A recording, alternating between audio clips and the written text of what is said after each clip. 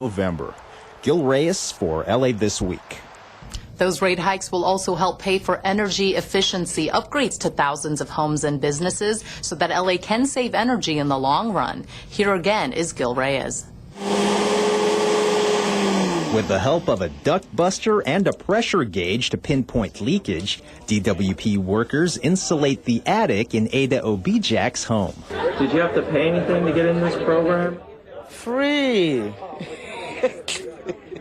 And she's expected to save up to 20% on her monthly energy costs. The savings will go a long way, help me plan for my retirement, which is around the corner. Ada's is one of thousands of homes receiving free upgrades, thanks to the Department of Water and Power's pledge to more than double its budget for energy efficiency. Recently approved rate hikes help make this possible. 20% from the increased fees will fund insulation work and other energy-saving enhancements. The goal, to reduce energy consumption in LA by at least 10% by 2020. We have a responsibility for those who follow us, and we want to provide them with the same opportunities that we had. And in order to do that, we have to definitely reduce our need for coal. Much of the improvements done by pre-craft trainees, a partnership between LADWP, the Electrical Workers Union, and the group Repower LA focuses on getting people from some of LA's poorest neighborhoods back to work. Before then, I was one of those unemployed people for 7 years, so this has really been a very true blessing for me. We want to make sure that workforce looks like their customers, looks like LA, comes from every part of the city. DWP's new commitment also means free upgrades to around 40,000 businesses in Los Angeles over the next 4 years. Outside DWP headquarters, Gil Reyes for LA This Week. And those upgrades build on the success of federally funded programs which have already improved some 5,000 LA area homes. And for individuals who work for the city, some big changes in their retirement plan have been approved, changes that will affect employees hired July 2013 and onward. Anna Marcos reports.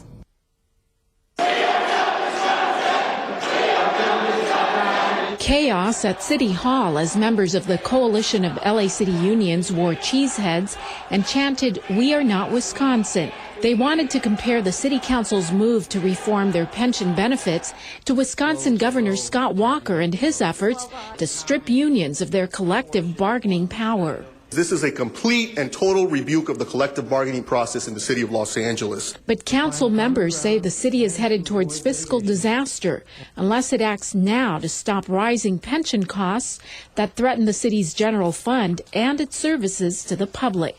In the next few years, an average of 10% of the general fund will go towards pension benefits, and those numbers could keep rising. The answer is yes, that the number will get worse. City leaders estimate the reformed Lacers pension plan would save $4.3 billion over 30 years. You think I want to do this? Do you think I want to do this? No. We have to do this. The proposed plan would affect new employees starting next July, but leave current workers' benefits alone. Among the provisions, it would cap workers' retirement salaries at 75% of final pay instead of 100%. Retirement age would go up from 55 to 65 years of age, and spousal benefits would not be covered. If we don't do this, we may end up like some of the other communities around Los Angeles and surrounding communities that ignored the responsibility. But some protesters even called out the L word. If you try to saddle new employees with unfunded liability for past employees, you're asking for a lawsuit. We got a real problem here. A real problem. We're going to deal with it. We need to continue to meet and look to find common ground and avoid litigation. The council voted to conditionally approve the new pension plan, but has asked the chief administrative officer to negotiate with the unions and come back with the result in 30 days. I'm Anna Marcos for LA This Week.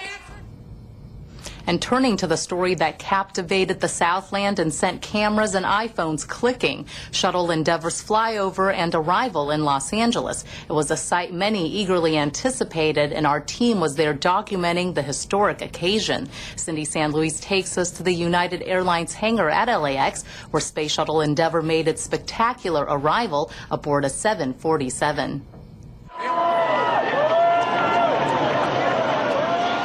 Angelenos rejoiced as the Space Shuttle Endeavour flew over the City of Angels. Since 1992, Endeavour completed 25 missions, traveled over 122 million miles, and spent 229 days in orbit. She's launched spacecraft that peer out into the universe and look back here on Earth. And now Endeavour embarks on her final mission, Mission 26, the Big Endeavour. Space shuttles were designed in Southern California. They were assembled in Palmdale. They landed there in the initial missions. It was their second home.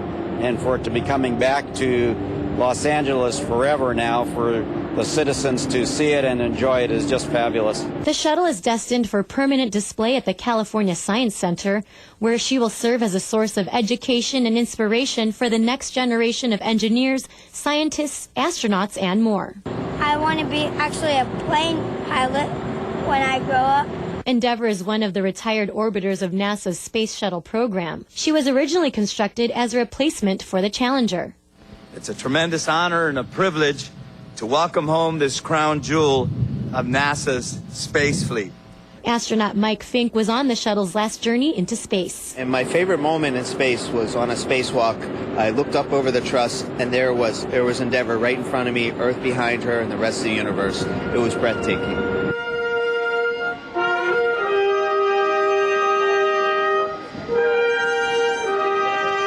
To make her way to California, the shuttle was transported on top of NASA's Boeing 747 shuttle carrier aircraft, which conducted low-level passes over several landmarks across the country on its way west.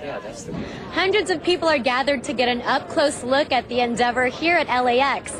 The retired space shuttle will be housed at the United Airlines hangar, while final preparations are made for its permanent home at the California Science Center in Exposition Park. Endeavour will make its way into the Science Center's Samuel Ocean Pavilion in mid-October.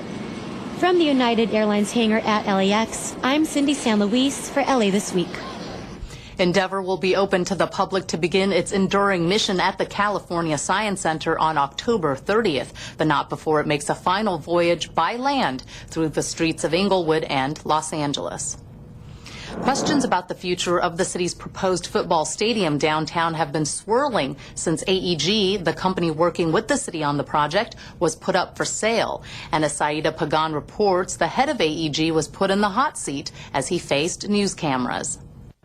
The prospect of a modernized convention center, thousands of new jobs, and the return of a football team to Los Angeles has had tremendous appeal to both city leaders and residents. But the news that AEG, the entertainment giant that owns Staples Center and LA Live, is up for sale has raised a number of concerns. At City Hall, the City Council ad hoc committee held what may have been a final meeting on the proposed NFL stadium called Farmers Field. Despite the surprising turn of events, chief administrative officials offered assurances that the proposed agreement does protect city interests, even when AEG is sold. The new owner can't suddenly make this into a mall or decide they're going to make it into some kind of residential high-end housing. The agreement is very specific as to what the property should be used for. The city's contract also includes provisions that state whoever takes over the renovation project will have sufficient equity, lots of experience, and be of good character. Tom Leiweke, AEG's president and CEO, says the new owners must be in agreement with the present plan. Of course they're going to be committed to this. Of course we're going to see this through. And of course we're going to make sure the $50 million investment we've already made is going to come back in the completion of Farmers Field and bringing an NFL team back to L.A. City Council member Jan Perry, who heads up the ad hoc committee, says she's most interested in the jobs the project would bring. We were of the belief, and we're unified in that belief, that bringing this project and building this project will allow us to increase our standing in the not only national economy but quite possibly worldwide in attracting net new conventions and tourists here to Los Angeles. Legislative analysts concluded although they do not foresee potential risks in moving ahead with the stadium project, they say the city will not be obligated to sign any agreement until all conditions are met. For LA This Week, I'm Saida Pagan. LA city leaders want more jobs for residents and more money for the city. The solution? Continue to give businesses a tax holiday. But the proposal to renew the policy drew some heated arguments in city council. Anna Marcos explains. For the last 3 years, new businesses in LA have been enjoying a so-called tax holiday in the city's effort to attract jobs. The policy allows the newcomers a tax exemption for the first 3 years they open up shop. The measure is about to expire in December, but council members Eric Garcetti and Mitch Englander proposed extending it another 3 years. We need to compete for jobs. We need to be business friendly and get out there. Time and time again, we're listed as the most unfriendly business city in California. And it's not just the business tax structure, it's the bureaucracy and getting permits and getting businesses open. In the 3 years since the tax holiday began, supporters say, LA has seen an increase in business tax revenue in spite of this tax break. But opponents say there is no evidence that companies have moved here and added to the revenue because of the tax break, and that in fact the city may have lost money. Businesses that have been working hard for 20 years in this city now see new businesses with a tax waiver coming in and setting up next to them and competing against them. First of all, that's not fair. Second, it hurts our existing business base. Third, we don't know whether this is generating a single penny in new tax revenues. The proposal drew impassioned arguments on both sides. What I do have is very strong evidence and anecdotal conversations and real-life experiences with a company like Nielsen that said, by the way, I'm not coming without this business tax holiday to Hollywood, with 500 jobs averaging over $80,000 per jobs that sustained a restaurant district that popped up, a hotel down the block. We should be making informed decisions, informed policy statements. In the end, they may not ever get the strong evidence and numbers they would like to make that informed decision. Still, the council member voted overwhelmingly to continue the tax break another 3 years. I'm Anna Marcos for LA This Week. And no industry has been so affected by the city's moratorium on the gross receipts tax like the car dealership industry. In Universal City, the expansion of an existing dealership is being cited as evidence that businesses are responding positively to the city's incentives. This Mini Cooper dealership on Lankershim Boulevard in Universal City is about to expand, and fast. Right here, we're standing at the 16,000 square footage of land. And we try to turn this into the 3-story building in 12 months. It's a challenging work, but I think we can do it. It's obviously great news for the company, but at a price tag of $12 million, the groundbreaking is also being celebrated by LA city leaders for what it represents, a business that's thriving in part because of a city that's increasingly more business friendly. We did a moratorium, a 3-year moratorium on our business tax. We called it a business tax holiday. We're about to extend it for another 3 years. At a time when the unemployment rate in the city is at 12.5%, the city can't afford to lose job creators and sales tax generators like car dealerships. And so today, in addition to paying no gross receipts tax, car dealerships and other businesses are being actively courted by the city with promises of less red tape and more expediency. We came up with this case management unit where 7 different departments are housed in the same unit.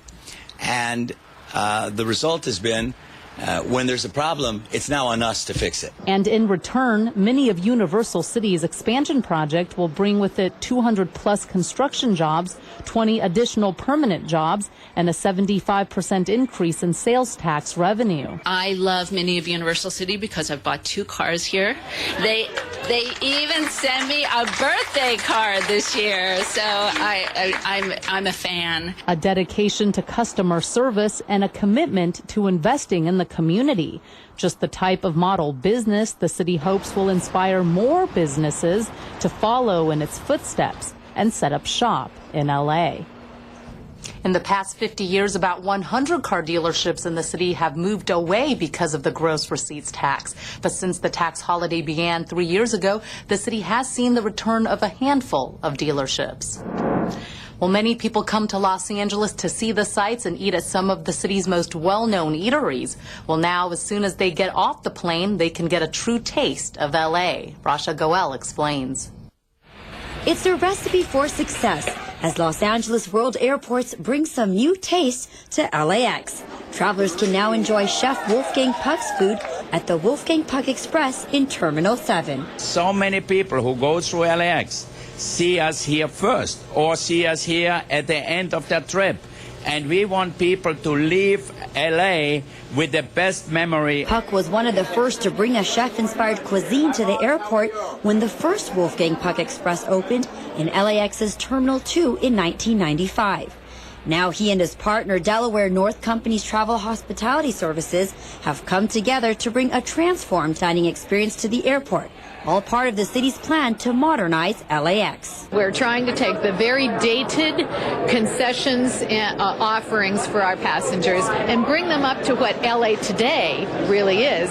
It will excite people and make that experience flying a little more comfortable. Wolfgang Puck Express offers its guests the opportunity to dine in the restaurant, or if you're on the go, you can order your food with a quick click. We're going to invest $40 billion in modernizing the airport and making it safer and improving the customer experience. I travel a lot, and I'm always looking for restaurants, not the to-go foods. So this is perfect. Terminal 7 isn't the only one with new additions. Famed Food Network Iron Chef Masaharu Morimoto brings his new Japanese dining concept, skewers, to Terminal 5, along with his singing talent. I choose Los Angeles because people who live here has more knowledge about Japanese culture and food. Both restaurants will offer travelers a unique and diverse dining experience, giving them a memorable taste of LA. I'm Rasha Goel for LA This Week. LAX is planning to open a total of 59 new concessions throughout its terminals. Honoring local Olympians, 3 firms go head-to-head for the chance to redesign the 6th Street Bridge and pledging not to text and drive. These stories and more in City Beat. Councilmember Eric Garcetti honors local Olympians at a recent city council meeting. If California were its own Olympic team in the past 2012 London Olympics, it would have had a bigger delegation in London than Mexico, Turkey, or Switzerland. 4 Olympic track and field athletes were on hand for the special recognition. Keshia Baker, Dwayne Solomon, Lashinda Demas, and Carmelita Jeter. I'd just like to thank you so much for acknowledging us and acknowledging myself as being from Los Angeles, California. In all, 128 members of Team USA at the 2012 London Olympics hail from California, with the majority from Southern California. 20 of them came home with a medal. The 6th Street Bridge is another step closer to getting the makeover it so desperately needs. The cracked and dilapidated 6th Street Bridge is considered the most at-risk bridge in the city to collapse during an earthquake. 3 design firms, HNTB, AECOM, and Parsons Brinckerhoff, are now in the running for the $401 million job, paid for mostly by the federal government. You're looking at renderings from the 3 firms for the proposed bridge redesign. Councilman Jose Huizar says he would like to see the original bridge replaced with one as iconic as the first. Construction is expected to begin by early 2015. The target year for opening is 2018. Did you know you're 23 times more likely to get into a car accident if you are texting behind the wheel? Council members Jose Huizar and Joe Buscaino introduced a motion to declare September 19th the No Texting While Driving Pledge Day in the city of Los Angeles. They also honored AT&T, which is airing public service announcements, as well as taking an in-car simulator to more than 200 locations before the end of the year to show people the dangers of texting and driving. Councilmember Richard Alarcon is asking the city to explore using eminent domain creatively to help families facing foreclosure to stay in their homes. San Bernardino County is currently using eminent domain to seize distressed mortgages from homeowners for the purpose of replacing those mortgages with more affordable ones that would reduce the homeowners' debts and allow them to keep their homes. The motion is now being studied by the Council's Housing, Community, and Economic Development Committee. It's been said time and time again, the city wants to stop euthanizing the animals in the city's animal shelters. And at a recent pet adoption event, animal lovers did their part by opening up their hearts and homes.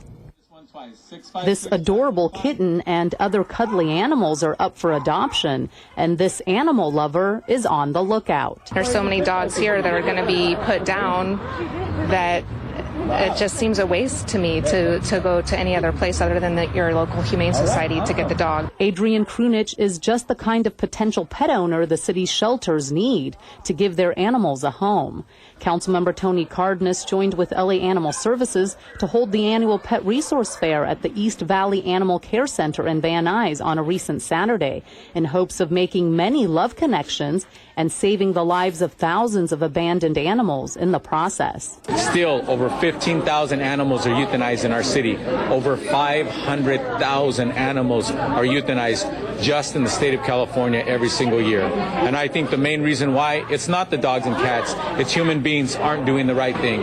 You need to spay and neuter your animals. To put it bluntly, a wonderful family like yours is going to adopt that pet, or we're going to have to put it to sleep. Those are the only two things that are going to happen once they end up here. So instead of buying your pet from a pet store or from a breeder, consider finding your next pet from the city's animal shelters. We're asking people to come in, see that we're not a scary place, see we have wonderful animals for adoption. And it looks like at least one person has found her love connection.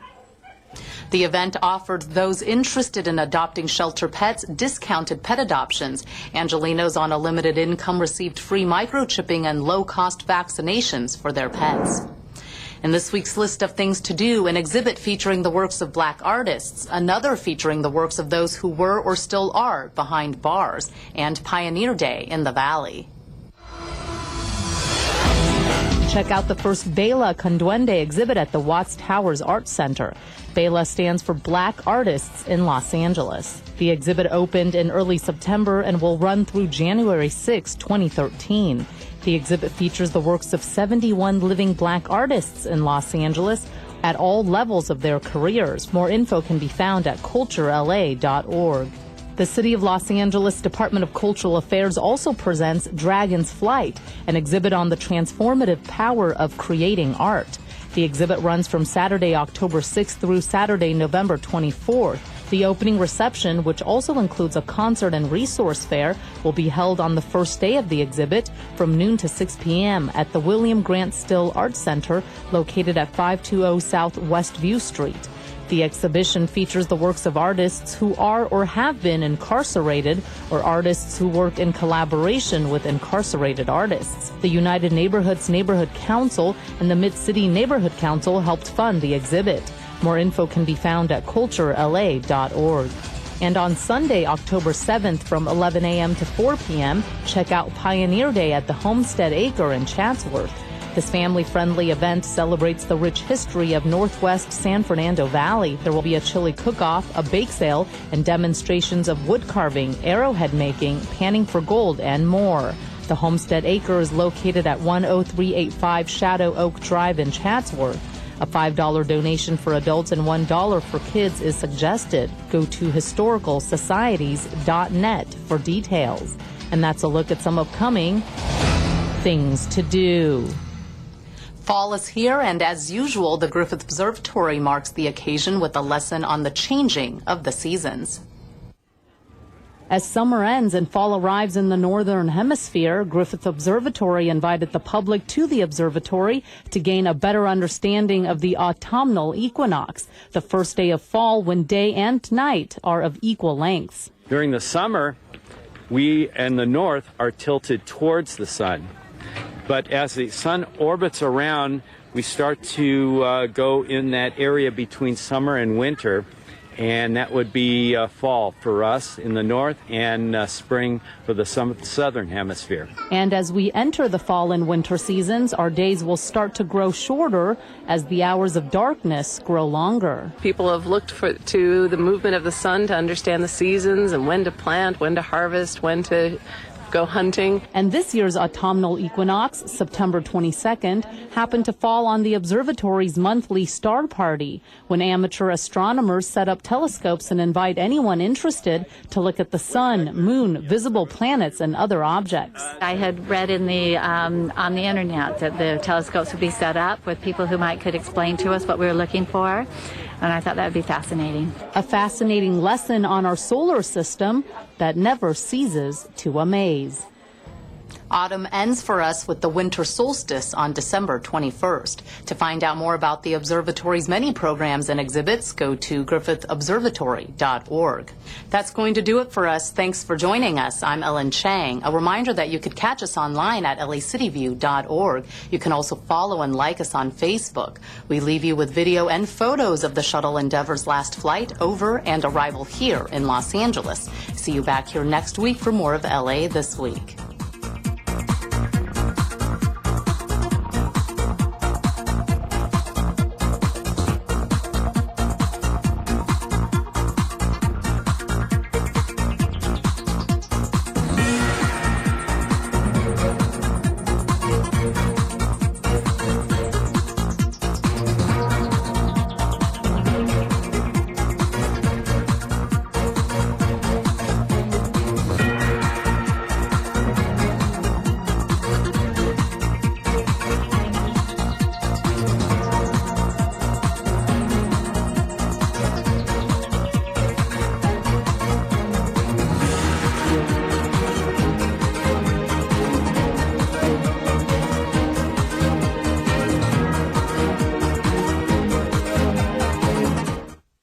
Did you know that more than 80% of false alarms are related to preventable user errors, such as open windows or pets?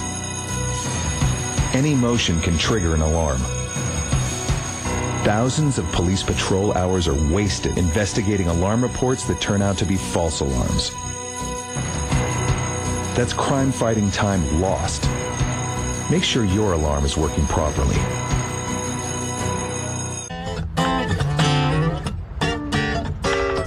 G'day, Troy McCubbin from North Hollywood. You're watching LA City View, Channel 35, our city, our channel.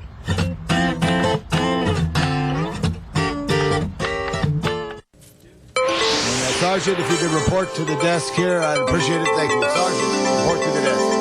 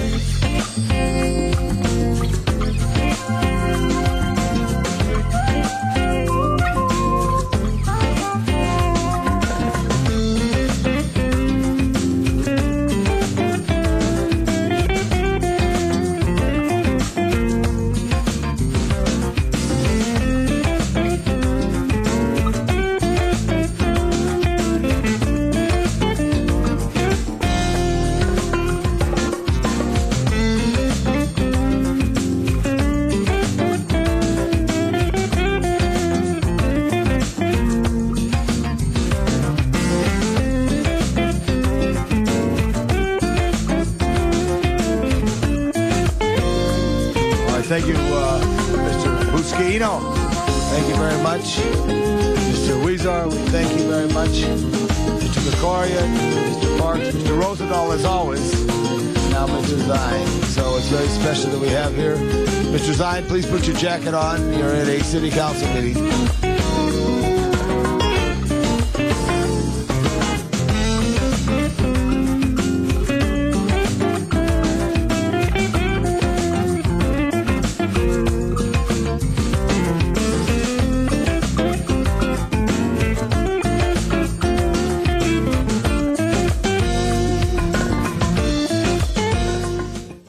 Good morning and welcome to the Van Nuys City Hall here in the great San Fernando Valley, in the heart of the San Fernando Valley. This is the 5th day of October, 2012.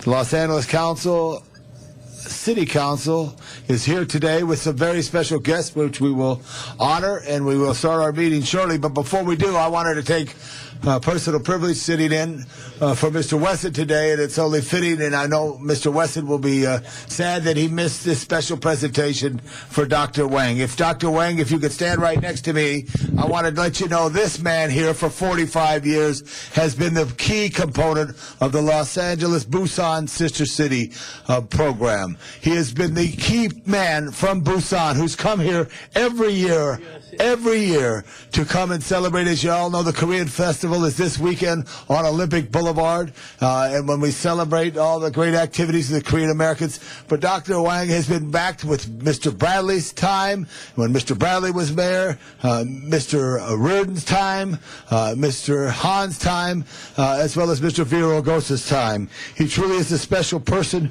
who has done so many things to help promote the Korean-American friendship.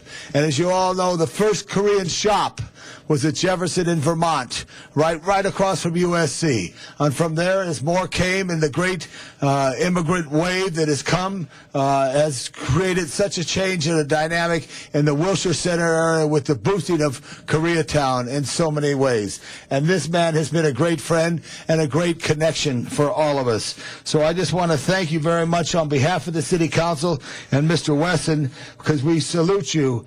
He's 93 years young, folks. This man is somebody very special. And I want you to say a few words, but this commendation will all go for you. And thank you, Doctor, for all that you do. Please, some remarks. Yes. Well,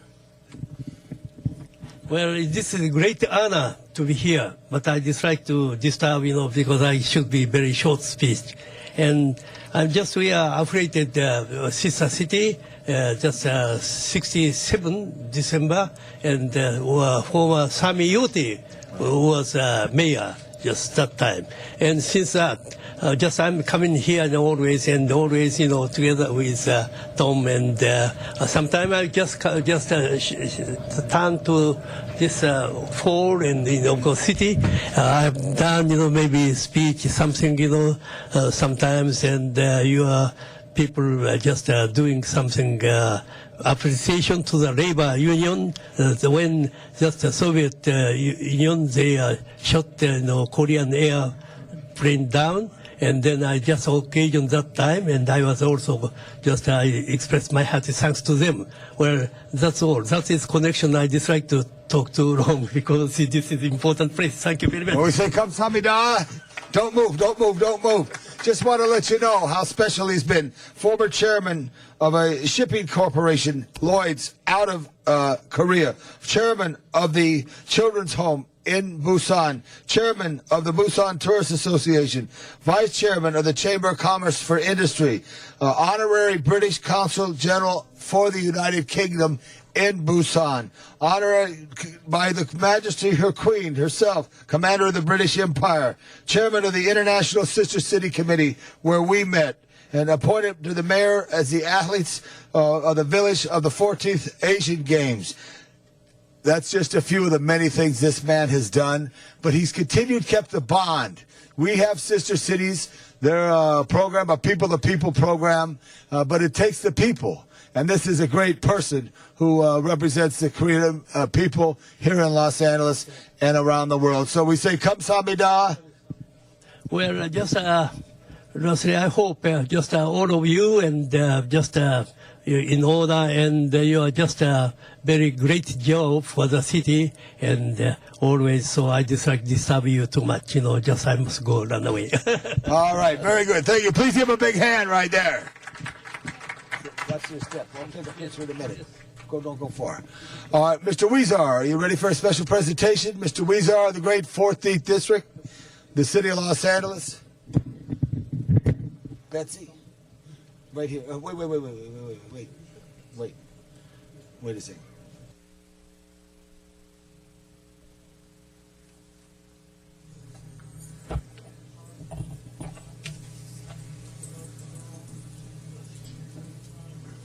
Buenos días.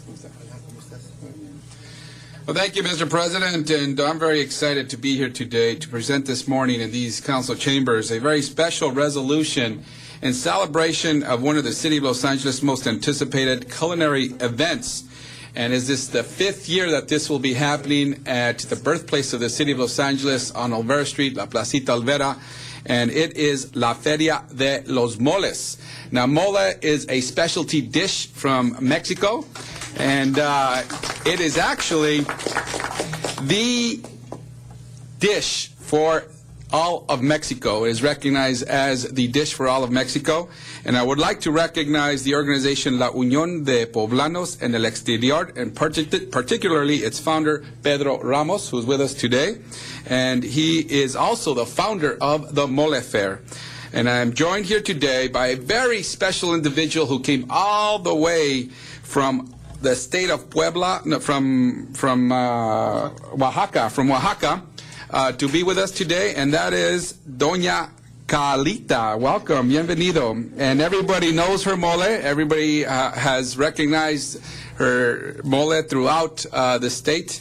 And here with us today are also other representatives from the state of Puebla and Oaxaca, Mexico's 2 states who will be participating in a friendly competition to see which state makes the best mole. And I've been out there myself every time they have this feria, and let me tell you, for me, it is a toss-up. It's hard to decide which ones really have the best mole, and I'm not going to decide here because I know there's people from both states right here right now. Mole, as you know, it has ingredients from all over the world. The ingredients come from North America, Europe, and Africa, and it has made this national culinary treasure the first international dish created in the Americas. La Unión de Poblanos en el Exterior was founded in 2005 with the intent to foster cultural appreciation for the Mexican community abroad. And they began La Feria de los Moles 5 years ago, and it has grown to be one of the biggest Mexican food festivals in the United States, with an estimated 30,000 people who attend each and every year. And here in Los Angeles, we recognize the outstanding dedication and service provided by La Unión of Poblanos en el Exterior and other community organizations which work to promote, enhance, and share our rich and diverse cultural heritage here in the city of Los Angeles. And the success of our city's diversity isn't just about the fact that we are home to people with roots from all over the world. It is that we embrace our cultures and share them with one another as Angelinos. And more often than not, we do so over the dinner table. Whether we're sharing kimchi, sushi, bratwurst, or mole, it is through that most basic but meaningful action of sharing a meal that we have learned the most about one another. And that's what La Feria de los Moles is all about. People from all over Los Angeles and Southern California come to enjoy the festival and this wonderful dish. La Unión of Poblanos en el Exterior uses the fair to not only highlight the Mexican cuisine and tradition, but also to support educational and health initiatives in support of the immigrant communities of Puebla and Oaxaca. Another great thing about La Feria de los Moles is that as of late, it takes place the same day. Get this, it takes place the same day as Ciclavia, just like the last year. And with the route that goes through El Pueblo, it's a great thing to see with all these bicycles and people walking and skateboarding, come through La Feria de los Moles and enjoy a dish. So this Sunday, if you're out there, come out to Feria de los Moles, or if you're participating in Ciclavia, it will be a great pit stop for you as well. And so with that, let me congratulate all these wonderful people for the Feria de los Moles, and let me give to La Unión de Poblanos en el Exterior a resolution from the City of Los Angeles thanking them for this wonderful festival and thanking them for continuing to make Los Angeles one of the most diverse cities in all the world. Congratulations, felicidades.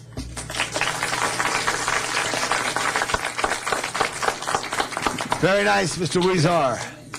What a great group. And now, sir, if I could allow me to introduce to you the founder of this event and the founder of a wonderful group who has kept this going, Mr. Ramos. Señor Ramos. Give Mr. Ramos a bigger hand now. Come on, LA Beauty. We need an interpreter. Is there an interpreter here? Where? Everywhere? Want me to interpret? Okay. Arturo González will do it. Muchas gracias. Estoy muy emocionado en este día. Good morning. I'm very excited to be here with you this morning. Para mí es un honor estar aquí y también quisiera presentarles a la fuente de la inspiración para esta Feria de los Moles, como es mi abuelita, doña Cailita, de 87 años de edad. It is a real honor to be here with you, and to me it's a great honor as well to introduce to you the honor of the inspiration behind the Feria de los Moles, my grandmother, doña Carlita. Thank you. También quisiera agradecer por parte de la comunidad de Oaxaca, porque es una guerra que tenemos gastronómica entre Puebla y Oaxaca. I also would like to extend our gratitude and appreciation to the state of Oaxaca. We have a friendly war of food, of course, and that's the state of Oaxaca with us. Quisiera presentarles a un gran amigo que desde el 2005 hemos estado en esto. Él es de la Asociación Oaxaqueña de Negocios, al señor Gabriel Cruz. Gracias, Gabriel, por esto también compartirlo con nosotros. I also like to introduce Mr. Gabriel Cruz from the state of Oaxaca, who, along with me, since 2005, we have been involved in La Feria de los Moles. Thank you. También quisiera presentarles al señor Alfredo Gómez, presidente de la Unión de Poblanos en el Exterior, que ese también defiende la parte de Puebla, y para mí, la verdad, es un honor trabajar con ellos. I also want to recognize Mr. Alfredo Gomez from the Unión de Poblanos, who is also a great pleasure for me and all of us to be working with you along. Gracias a todos los que hacen posible esto, y también quisiera que diera unas palabras por parte de Oaxaca al señor Gabriel Cruz. I would like to Mr. Gabriel Cruz to say a few words. Thank you. Good morning, everyone. Thank you for the city. Everybody here. Thank you so much. In the name of the AON, Organización Oaxaqueña de Negocios, thank you for recognizing this dish as the best day for us. And in this friendly battle we have in Oaxaca, we have a diversity moles, and I wish to you guys to come and try them. If Puebla is number one, but we diversity, we have a lot of them we compete. We have a friendly competition. So thank you for everybody. Thank you for all the people behind me who support us in all the cities and all sister cities that we come and won, and we can enjoy in this day, Feria de los Moles. We went for you guys. Thank you.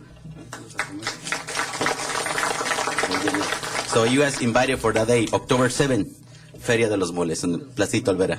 And we have some Oaxacan mole on Puebla on that room, so we come and enjoy and taste it a little of Oaxaca too.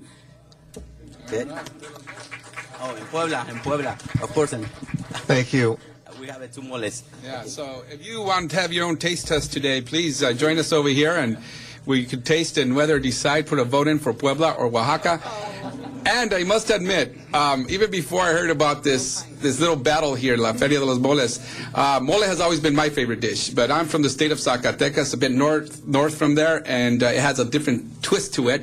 And my favorite mole is my mom's mole. So I'm glad you said that, because I was going to ask you which you prefer, Oaxaqueña or Poblano, but that's a good compromise, Zacatecan. There you go. Well, thank you very much. Felicidades y gracias por todo el esfuerzo que han hecho con esto. Esto ya tiene una atención internacional, que todo el mundo ve esto. ¿Y quién va a ganar este año? And before folks disappear, Mr. Huizar, Mr. Rosendahl would like to say a couple words. Thank you. Mr. Rosendahl.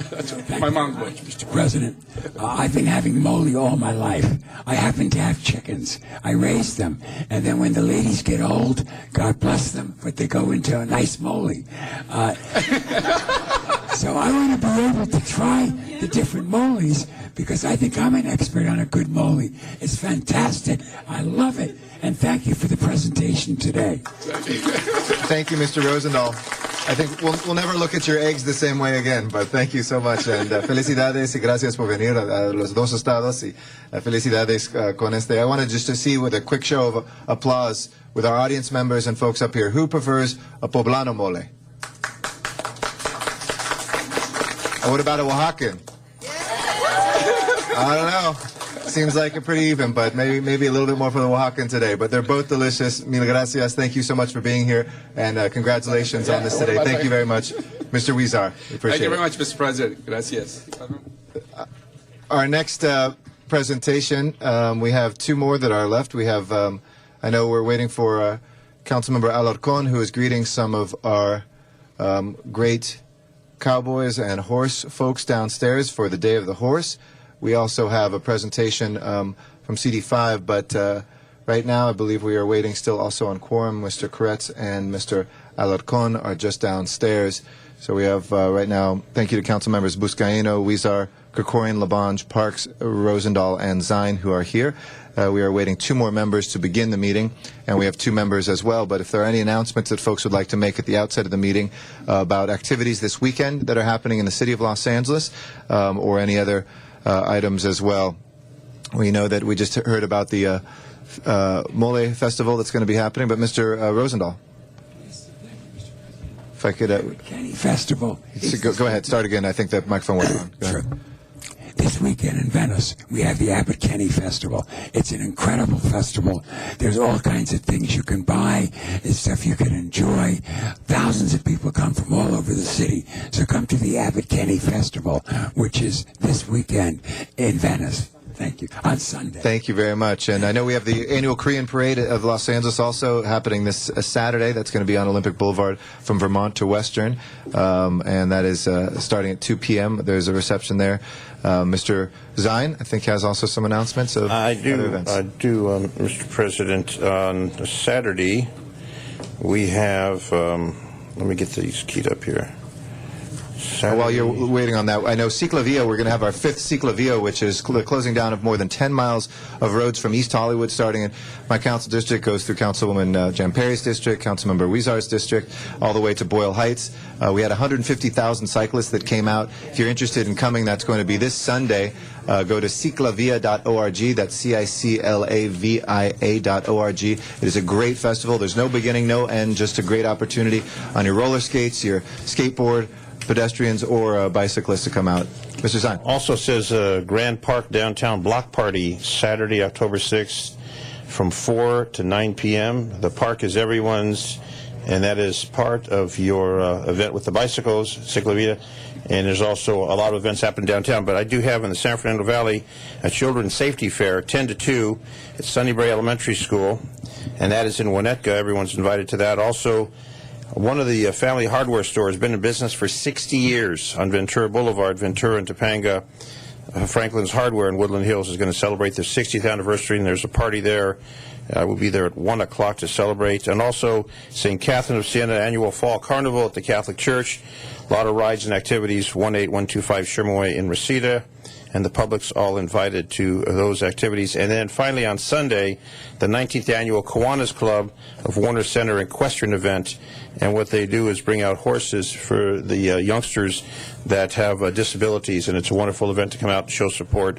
Again, 19th Annual Kiwanis Club of Warner Center Equestrian event, and that is going to take place at the Hanson Dam Equestrian Hanson Dam Equestrian Center. Appreciate that. You want some more information? That's no, it. that is good. Just before Mr. Labange has a presentation, Mr. Buscaino, do you want to make an announcement as well? Yes, sir. Thanks, Mr. Garcetti. Saturday, tomorrow, 10 a.m., it's going to be the 10th anniversary celebrating the Terminal Island Japanese Memorial Monument, 10 o'clock. And additionally, on Monday, we're having spaghetti with the councilman in San Pedro. Everyone's welcome. We have about 800 RSVPs this far. Are you going to come, Mr. Garcetti? I'm going to do my best to get there. Spaghetti, you have me at spaghetti. And that's going to kick off at 4 at 19th and Cabrillo in front of the Italian-American Club in San Pedro. Excellent. And lastly, sorry, Mr. Labange, this is very important. My wife and I are celebrating our 12th wedding anniversary on Sunday. All right. So I love you, Jay. Thanks for being with me. And you're an amazing wife and mother. I love you. Happy anniversary. Thank you. Mr. Labange. He's having the spaghetti. But what day you having spaghetti on? And what is Monday?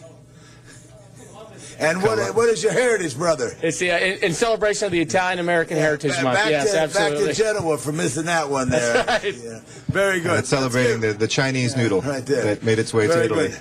Hey, we're going all over the world right now. This is Hans Everhart, Mr. President, and who was born in Mecklenburg, Germany, and immigrated to the United States over 63 years ago in 1949. But he's been very involved with the German-American community here in Los Angeles and Southern California. Also, he wrote a book, which is the history of German Americans in early Los Angeles City as well as county, and which is so special to find out the heritage of someone. Me personally, I'm 3/4 Irish, but 1/4 German, and they came from Berlin for me, and they lived at 310 North Main in 1886, and worked at the Alexander Hotel. So my history is connected here, and I wanted to salute Hans with this commendation and say a few words, Hans. Thank you. I thank you on behalf of the German-American community. I've been here since 1949, as was just mentioned, and I was active in the German-American Business Association promoting German consumer products here in Los Angeles, primarily Los Angeles County Fair, about 23 years. So after 1979, when we decided that the 300th anniversary of German immigration came, I was a co-founder of the Tricentennial Committee at that time, which is nationally recognized by the U.S. Presidential Tricentennial Committee, and I was appointed by Governor Deukmejian at that time to be representing California in Washington, D.C.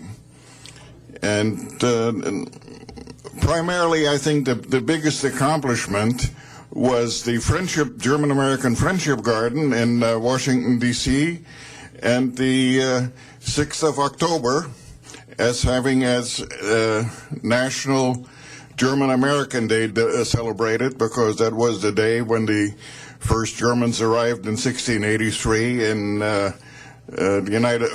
what now is the United States.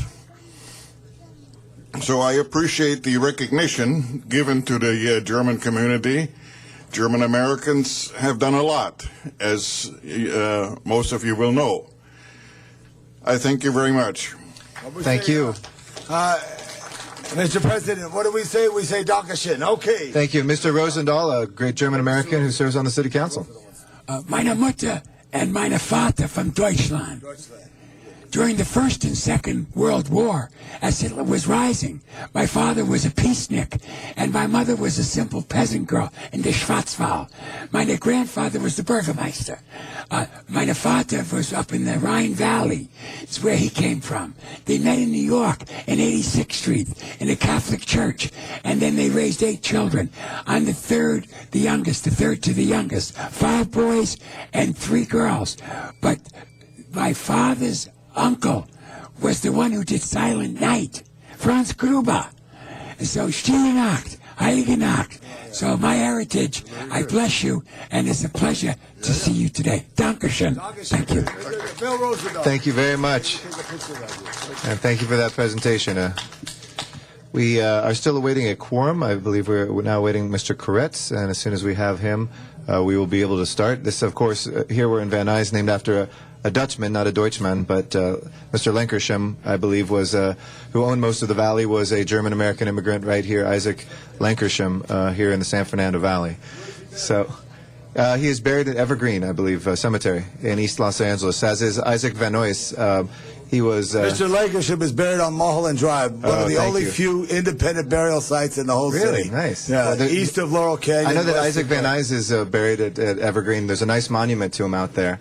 We also have here in Van Nuys a lot of the history of how this area was first settled. And I believe Mr. Van Nuys married Mr. Lenkersham's daughter, if I'm not mistaken. So a little bit of L.A. history. Any other events happening this weekend that we missed, folks? If not, Mr. Koretz is here. Let's call the roll. Alarcon, Buscaino, Cardenas, Englander, Garcetti, Weezer, Koretz, Krikoria, Labange, Parks, Perry, Reyes, Rosendahl, Zion, Weston. 10 members present and a quorum, Mr. President. Just in the nick of time. First order of business, please. Approval of the minutes. Mr. Krikorian moves and Mr. Zion seconds. Without objection, those will be approved. Next order of business. Commendatory resolutions for approval. And Mr. Koretz moves and Mr. Rosendahl seconds. Without objection, those will be approved. If we can run through the agenda, please. Items 1 through 6 are items for which public hearings have been held. There's a request to continue item 6 to October 24th. All right. Do we have any objection to continue item number 6 till the 24th? Seeing none, so ordered. These items have had public comment already? Yes. Okay. Any specials 1 through 5? We're not up there yet. Any specials 1 through 5? 1 through 5. If not, let's take up those items. Please open the roll, close the roll, and tabulate the vote. 10 ayes. Those are approved. Next items, please. Items 7 through 13 are items for which public hearings have not been held. 10 votes are required for consideration. All right, if there's no objection, those are considered before us. Do we have any cards on any of these items? First, Mr. President, there's a request to continue items 7 and 8 to October 10th. Okay, if no objection, let's continue those till October 10th. No cards. And no cards. Let's go ahead. If anybody wishing to call 9 through 13 special? If not, let's go ahead and open the roll on 9 through 13. Excuse me, Mr. President. For item number 11, a substitute motion is being circulated. Do you wish to hold that on the desk? Yeah, let's hold that for the substitute motion. And let's take up 9, 10, 12, and 13. Please open the roll, close the roll, and tabulate the vote. 10 ayes. Okay, that is approved. 1, if we can send that forthwith, please, and take up, is 14 special meeting, or is it just a special item? No, yeah, it's on the continuation. Okay, let's take up agenda. 14, and then we'll go to the presentations. Item 14, please. Item 14 is an item for which a public hearing has not been held. 10 votes required for consideration. Okay, if there's no objection, consideration, that's before us. Mr. Zion calls that special. There's also a card for the record on that as well. So we'll call 14 special. We'll come back for the substitute motion of 11 and number 14. Mr. Koretz for an announcement, and then Mr. Alarcon for presentation. I think Mr. Koretz. Yes, thank you, Mr. President. Standing behind this building is the magnificent bronze statue of Fernando, a young Indian brave, symbolizing the qualities of strength, courage, dedication, and leadership. The statue, which stands in the Van Nuys Civic Center, is the work of famed sculptor Henry Van Wolf that serves as a monument to those outstanding individuals who've been selected to receive the Fernando Award. The Fernando Award is the only award in the San Fernando Valley that recognizes the spirit of volunteerism. The Fernando Award Foundation believes that through volunteering you can be a positive influence on young lives, help older individuals remain independent in their own homes, clean up the environment, offer your professional skills to local nonprofit groups, and lend your talents to strengthening our communities in countless ways. Besides recognizing noteworthy community volunteers each year, the Fernando Awards also awards 11 scholarships to students who have been leaders of volunteering in their schools, inspiring a new generation of philanthropy. To learn more about the Fernando Award, to donate towards the scholarship fund, or to join the mailing list, attend an event, or volunteer your time and talent, those are all the things that you can do. Each year, the Chambers of Commerce and other community organizations and leaders in the San Fernando Valley have the opportunity to nominate an outstanding individual in their respective communities through a life of volunteerism, encompasses personal commitment and involvement, has worked to improve the quality of life in the San Fernando Valley. And a screening committee is selected which undertakes the difficult process of reducing a field of nominees to 5 final candidates. These finalists are then presented via confidential ballot to the foundation membership and then selects the annual Fernando recipient. I'm proud that Council District 5's very own Joel Simon is this year's winner. It's also very impressive that many past recipients are from Encino and CD5, and some of them are with us today. Joel is a long-term board member of the Encino Chamber of Commerce and has served as president. Moreover, Joel exemplifies what it means to give back to your community. His charitable work includes conducting a monthly legal clinic at the Hollywood Senior Citizens Center, helping a daycare center on Skid Row get a tax exemption and lease a building, donating his services to Para Los Niños, a nonprofit that helps Skid Row kids, and many other activities. He's also provided legal services for Jewish World Watch, an organization that helps raise consciousness about genocide in the world, and one that I've worked with as well.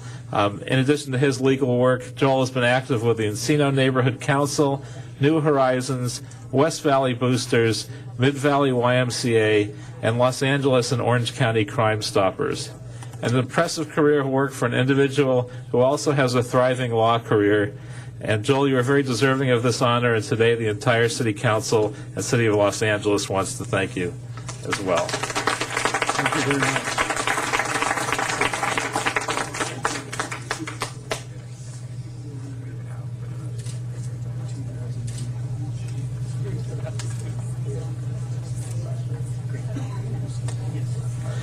And I know there are a couple other folks who would like to say a few words about Joel, so give them the opportunity. We let Joel speak so we can get him out of here.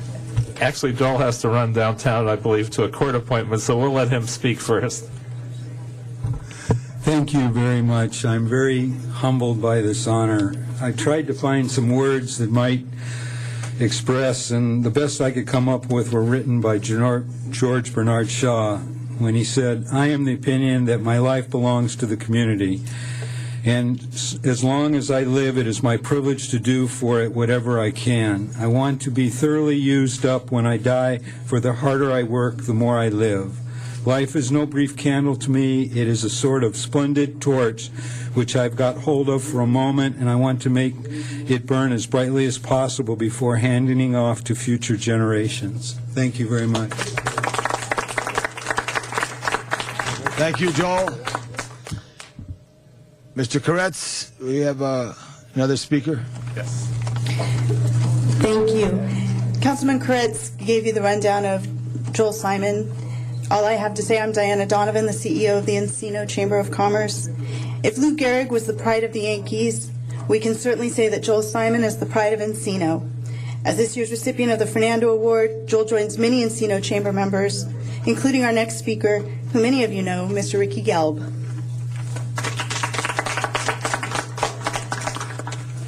I was very honored and privileged to have nominated Joe Simon, along with the Encino Chamber of Commerce, for this year's prestigious Fernando Award. I've known Joe for many years. I've worked with him on many boards and found him as a person that does not know how to say no. And that's why he's always been a great volunteer. When it came to getting the bylaws approved, the IRS exemption for the Crime Stoppers of Los Angeles and Orange County, it took 3 years for the City of Los Angeles working on it, but it took Joe only 2 months to get the thing prepared and approved by the IRS. So anybody that in any organization in the Valley that ever has asked Joe for something, he has always done it, and he does not even know how to send a bill to organizations. So he's a great person, and I was very happy to be the nominator for Joe for this year's award. Thank you. Good job, Ricky. Good job. Well, Mr. Koretz, give Mr. Koretz and his whole team the Fernando Award. Joel, congratulations. We thank all of you. And now for another very special presentation, Mr. Alarcon. Yes, council members, I have 2 presentations. The first is related to a very special program. You know, all of us as council members, we go through our daily lives. We go shopping. We go to local restaurants. And some of us go to Panda Express. And you never know when a constituent is going to walk up to you and say hello. Well, one constituent, my wife and my kids were at Panda Express, I believe it was in Granada Hills, and a student approached and said, "Hello, aren't you Councilmember Richard Alarcon?" I said, "Yes." And she said, "Well, we have a very special program at San Fernando High, and I wanted you to support it. Do you think you can help us out? We want to take a tour of the colleges in Northern California." And I said, "Sure, I'm happy to help out." So the long and the short of it is that I contributed $1,000 so the kids at San Fernando High could participate in the Puente program's Northern California Weekend College Tour. As a former teacher, it gives me a very special pleasure anytime kids walk up to you and say, "Can you help me go to college?" And so I want to thank Gabriela, who is with us today, straight from Panda Express, to congratulate her, because I think, that little transaction is actually indicative of what the program does. What it does is not only focus on mentorship and academic support, it also teaches leadership and community service. And that's exactly what was happening when Gabriela approached me. She was expressing her leadership capability, along with her feelings that the government should help her and her classmates go to college. So that was a tremendous tribute to the program itself. I'm talking about the Puente project at San Fernando High and the Puente program in general. This is an adjunct of the university, our California university system, but it is also a nonprofit. And it was founded in 1981 by Felix Galaves and Patricia McGrath, who did a study to determine why Mexican American and Latino students were not performing as well in high school. They found three key components, and I find this interesting because it's almost a reflection of my own personal history. Number one, students were avoiding academic counseling. Number two, students were not enrolling in college-level writing courses. And three, students were the first in their families to attend college. So the model that McGrath and Galavis designed to address these three problems comprised of three components. First of all, rigorous language arts instruction, sustained academic counseling, and mentoring by members of the professional community, and frankly, by graduates of the program who come back to help out. The mission is to increase the number of educationally disadvantaged students who enroll in four-year colleges and universities and earn college degrees and return to the community as mentors and leaders to future generations. So we want to commend the Puente program. They celebrated their 30th anniversary in Sacramento. The program invited the council member. I was unfortunately not able to attend, but I'm happy that we're able to do this right here in Van Nuys. The program is at San Fernando High, as I mentioned, and we're very pleased to recognize first of all, the Director of Partnerships, Josefina Canchola, Henry Fries, the assistant principal from San Fernando High School. I was at San Fernando High School's football game last week, and I saw him panicking when Kennedy High School arrived at like 6:50 for a 7 o'clock game. But Joy Tran, from the Puente counselor at San Fernando High, Liz Garcia, Puente teacher at San Fernando High School, Tina Hartunian, Puente teacher as well, Hannah Yokute, 11th grade student at San Fernando High. So with that, I'd like to present Josefina Canchola, the Director of Partnerships for the Puente Association. Good morning, City Council members. How are you doing this morning? Buenos dias, since it's Latino Heritage Month. I wanted to first thank you all for inviting us to speak in front of the City Council. Again, my name is Josefina Canchola, and we're part of the Puente Project, which is now housed at the University of California, Berkeley, although we are part of the University of California Office of the President. We are thrilled to having an opportunity to come before you to celebrate our 30th years of celebration to California's underserved students, many of whom will be the first in their families to attend college. Puente currently serves over 17,000 students in the state, but over the 30-year history, we have worked with 60,000 Puentistas and their families. The Puente model provides three components that include mentoring, counseling, and English. In the English class, the classroom curriculum is enhanced by the inclusion of Latino authors and portfolio writing, which requires much more intense academic expectations for our students. Unlike many college programs, Puente does not only take the top-achieving students, but we create a homogeneous classroom environment that also includes students that may not be performing at the high academic level, but that demonstrate potential. And the idea is that the students are going to support each other and challenge each other to perform, and they do.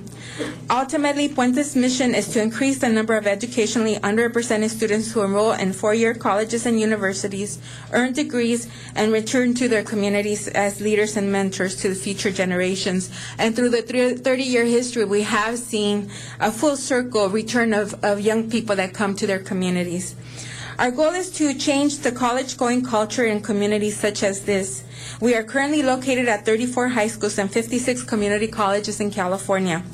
Just to give you a small taste, just in the local area, we currently serve schools like Roosevelt High School in East LA, LA Trade Tech, LA Valley College, East LA College, LA Harbor, West LA College, and LA Southwest. But we want to give you a little glimpse of our program through the eyes and the view from the San Fernando High School program. So let me introduce you really quickly to Mr. Henry Fries, who's our assistant principal. Good morning, members of the City Council. As representative assistant principal of San Fernando High School, I do want to congratulate Puente on their 30th anniversary. I have been involved with Puente as the administrator for several years, and also been grabbed by the students to participate in the classes and things like that. Just a little bit of statistics. In the class of 2013, 92% of our students passed the Casey, and 80% on the first time through. Our class of 2014, 97% of the students passed it on their first time. Of our class of 2012, these are the Puente students, 78% of them went on to a four-year university, and adding that with those that went on a two-year university or two-year community college, totaled to 94% of the entire group of Puente students. So following me is another one of our speakers from San Fernando High School. Thank you very much. All right, good morning. I want to give you a glimpse of why our program works for us at our school. It's not so much what the classes sometimes, here's the secret. 2 years ago, on the way back from our 3-day college field trip, one of my girls was crying. So I sat next to her and I said, "Sweetie, what's wrong?" "Nothing, Ms. Garcia, I'm fine." "If you are fine, then why are you crying?" I asked. After a minute or so of silence, she turned to me and said, "Ms. Garcia, people like me do go to college." Sorry, makes me cry sometimes. Can you believe that? Well, of course I can believe that. I went to college. Yeah, I know, but I never thought about it until now. I mean, we went to UCSB, UC Santa Cruz, and UC Berkeley, and at every university, the former San Fernando Puente student gave us a tour, and that made it real. Ms. Garcia, I am going to college, and I really will have a better life. Sorry, again, this story was personal for the student. She was incredibly important to me. I knew exactly what she meant. See, this student never had an easy life.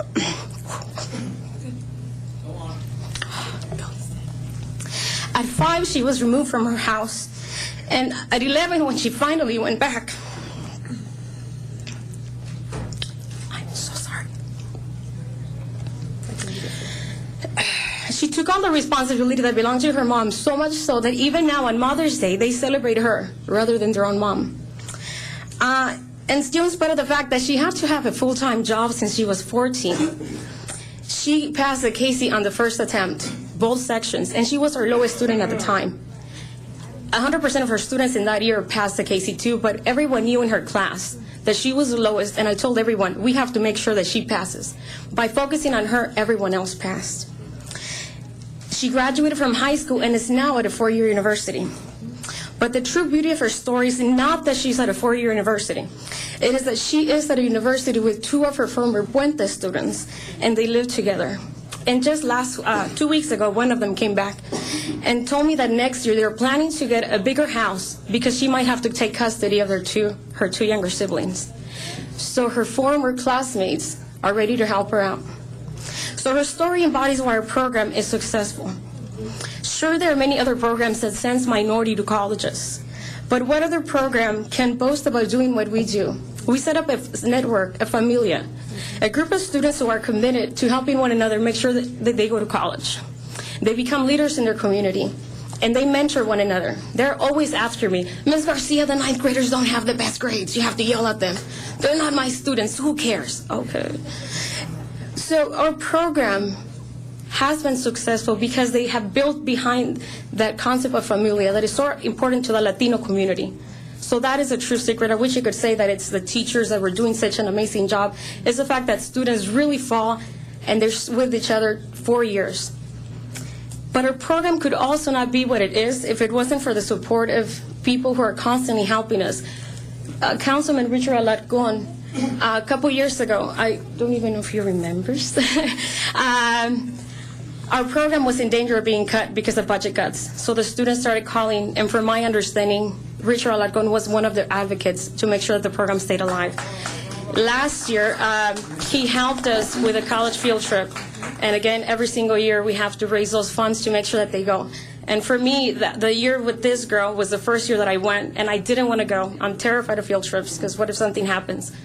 But on the way back, to see her crying and to see that I made it a reality to her, that she was going to college, to know that she is out of college, that her classmates are there with her, and that we have other students who decided to go to college as a group, and they will be there to help one another. Thank you. I'm sorry. Mr. Alarcon, thank you. This is a very, very special group. Thank you, Tom. I just have two more speakers, and I apologize, but let me please introduce a parent and a student. We have, I'm sorry, I don't have your name? Elizabeth Valdez, and then Hannah Yokute. Elizabeth? Good morning. My name is Elizabeth. My son Andrew Ortega was a Puente student for 3 years. Because of the positive impact Puente had on my son, he is now attending Cal State Bakersfield. And although he has not selected a major, he is determined to graduate in 4 years with a bachelor's degree. The transition between high school to college for Andrew has been very easy because Puente prepared him for college. He had the opportunity to go on the college road trip in 2011 with the Puente program. I remember when he was going to go, I called the teacher and said, "Can I follow behind in my own car just in case Andrew needs anything?" I wasn't sure he was ready to do anything without me. Well, I didn't go, but this trip proved to me Andrew was ready to become independent. With the support of his fellow Puente students, he was able to come out of his inner shell, participate in most of the activities, build his self-esteem, self-confidence in himself. I'm sorry. If it had not been for Puente, he might not be enrolled in college today. After hearing his experiences with the Puente program, 2 of his cousins enrolled in the Puente program this year. So I'm so glad my son was part of the Puente program. Thank you.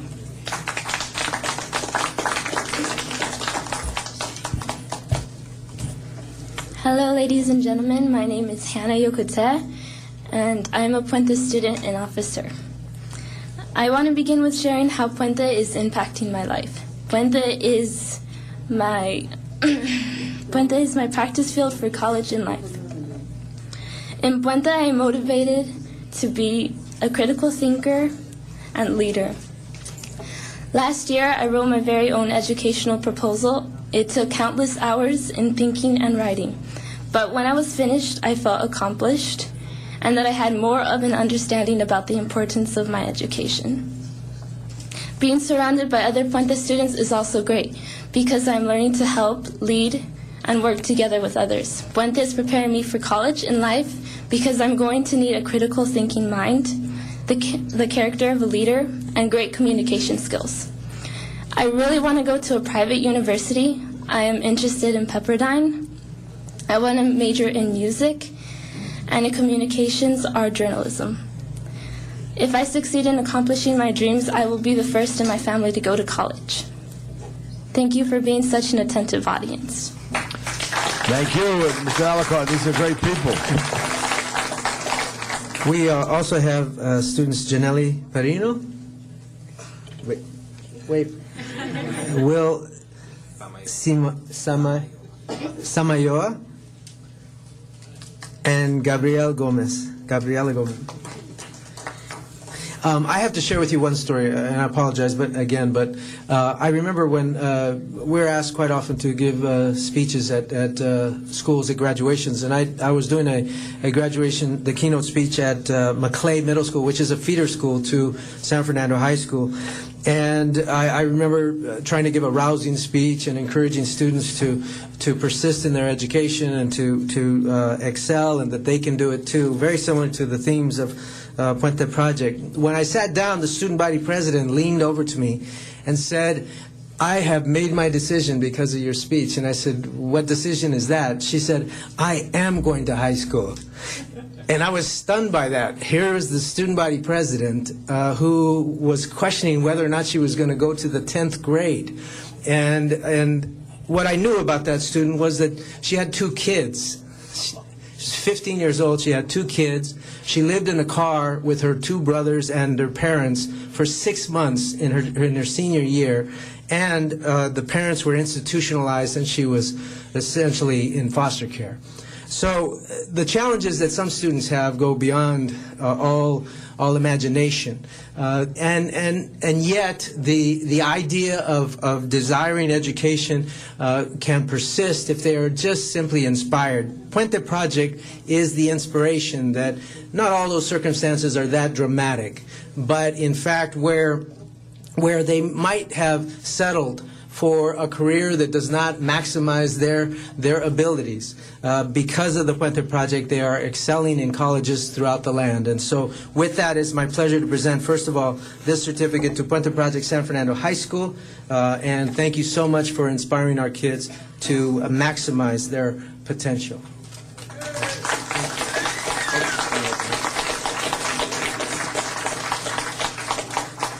And also to the Puente Project Southern California office, this is a very special program. We're very fortunate to have it. Keep on doing the work that you do.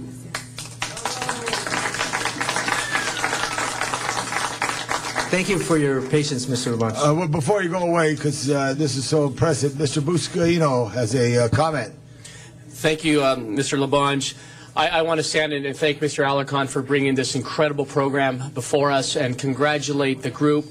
To know that Puente exists in my district in Wilmington at the LA Harbor College Teacher Prep Academy is also refreshing to know that. And when I heard the mother stand and so proud of her son when she mentioned he's going to Bakersfield State.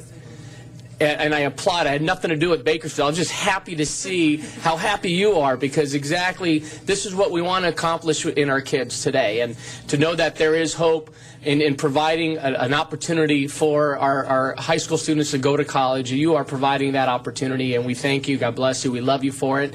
And a number of students that I've mentored over the years with the Los Angeles Police Department and their colleges, we're still communicating, and they're thriving. And I want to thank the students who are here as well. We are so proud of you. Continue to stay focused, and just know that you have our continued support. So thank you. We wish you all the best, and thank you to our counselors who you're just so emotional and so passionate about one of the teachers that are just. And thank you, and for being there for the kids as well. You're very humbled, but to know that if it wasn't for you, the teachers and the counselors, that these children, these teenagers, wouldn't provide that opportunity and that guidance. So we thank you, we love you, and God bless you. Thank you very much, Mr. Alarcon. Thank you.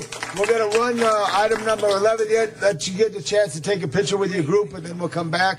Madam Clerk, call item 11, please. For item 11, substitute motion has been circulated. Very good. We have 2 public comment cards. Rick Nightingale, Miriam Folger. On this issue right here, on number 11. Miriam Folger? She's not here. Yes, I am. People took away our right to speak here at every meeting. I think that's terrible. We should have a right to our video conferencing. This is unconstitutional what you've done to us. I can't speak on these matters, because, again, I can't speak on it because our video conference shut off. Mr. President, she's not talking about item 11. Thank you very much. Speak to the item, Ms. Folger, or speak in public comment. Please continue. Well, I want to say that if you can find funding for paving our streets, which you're doing on mine, I appreciate it. Thank you very much. May God bless you. You can find the money to spend money to open up the video conferencing here in Van Nuys every single city council meeting. Thank you. Thank you, Ms. Folger. Mr. Nightingale. Yeah, Rick Nightingale, regarding your tree trimming and street cleaning and so forth. I live over here in Sherwood Forest in Northridge. I've been after the Colin Smith was on and so forth. That right there at White Oak at Nordhoff, between Rand and Nordhoff. You can't even drive a car down that street. I'm sorry to say, I have a Corvette. It's legal. I can't even drive it down the street. I got to go to another street to get over because they have the tree trunks coming through the street 6 inches above the street. And you know what they tell me? Oh, we can't fix that because it's going to cost us too much money, and we can turn around and we can repave or grind up another street, and we can do 5 of those compared to that street. Well, then why don't those streets pay my taxes for what we pay over there? I mean, you talk about being prejudiced and so forth. You wonder why you get so ticked off at people. Those trees, you wouldn't believe how tall they are. They haven't been trimmed. They hang over the street. They're in the middle of between the two streets. They are never clean. The people that live there clean it. I mean, what's it take to turn around except if you go, we're poverty? Well, I'm sorry to say, I'm happy to say kind of that, we're not poverty. But what makes it any different than us? You want to call it being prejudiced? Mr. President, he is not talking about the item 11. Thank you very much. Let's focus on that, Mr. Nightingale. Follow the city attorney's advice. Why can't we get some work done around our area? I have a tree right next to my sign, and we're right on the borderline. We see somebody trimming trees. Oh, that's not our job. You have to contact this person. You contact them. Well, we don't have time, and we're not quite sure if that's Lisa Schechter, she'll meet you on the side by the ropes. Get your address. We'll look into it. Thank you very much. That completes the public comment on cards on this item. See no members want to speak at this time. Let's open the roll, close the roll, tabulate the vote. 10 ayes. Okay, next item. Item 14, call special by Mr. Zine.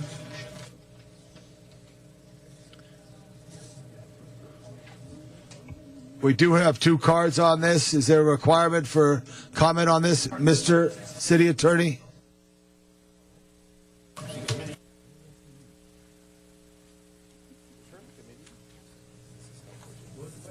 Is this a required comment, or was it heard in committee?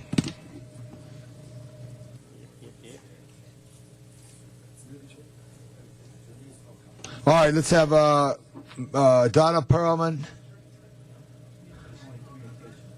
and Mina. I want to say this name correctly. Donna, come on up and speak.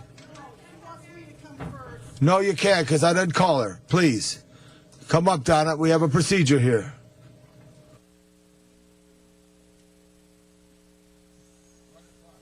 Okay, reopen Van Nuys. I'm just going to waive this one. Thank you. And then the next card, is this Miss Folger? Miriam, is this your handwriting? What did you learn at Birmingham High? This is not good there, Miriam. I want better handwriting.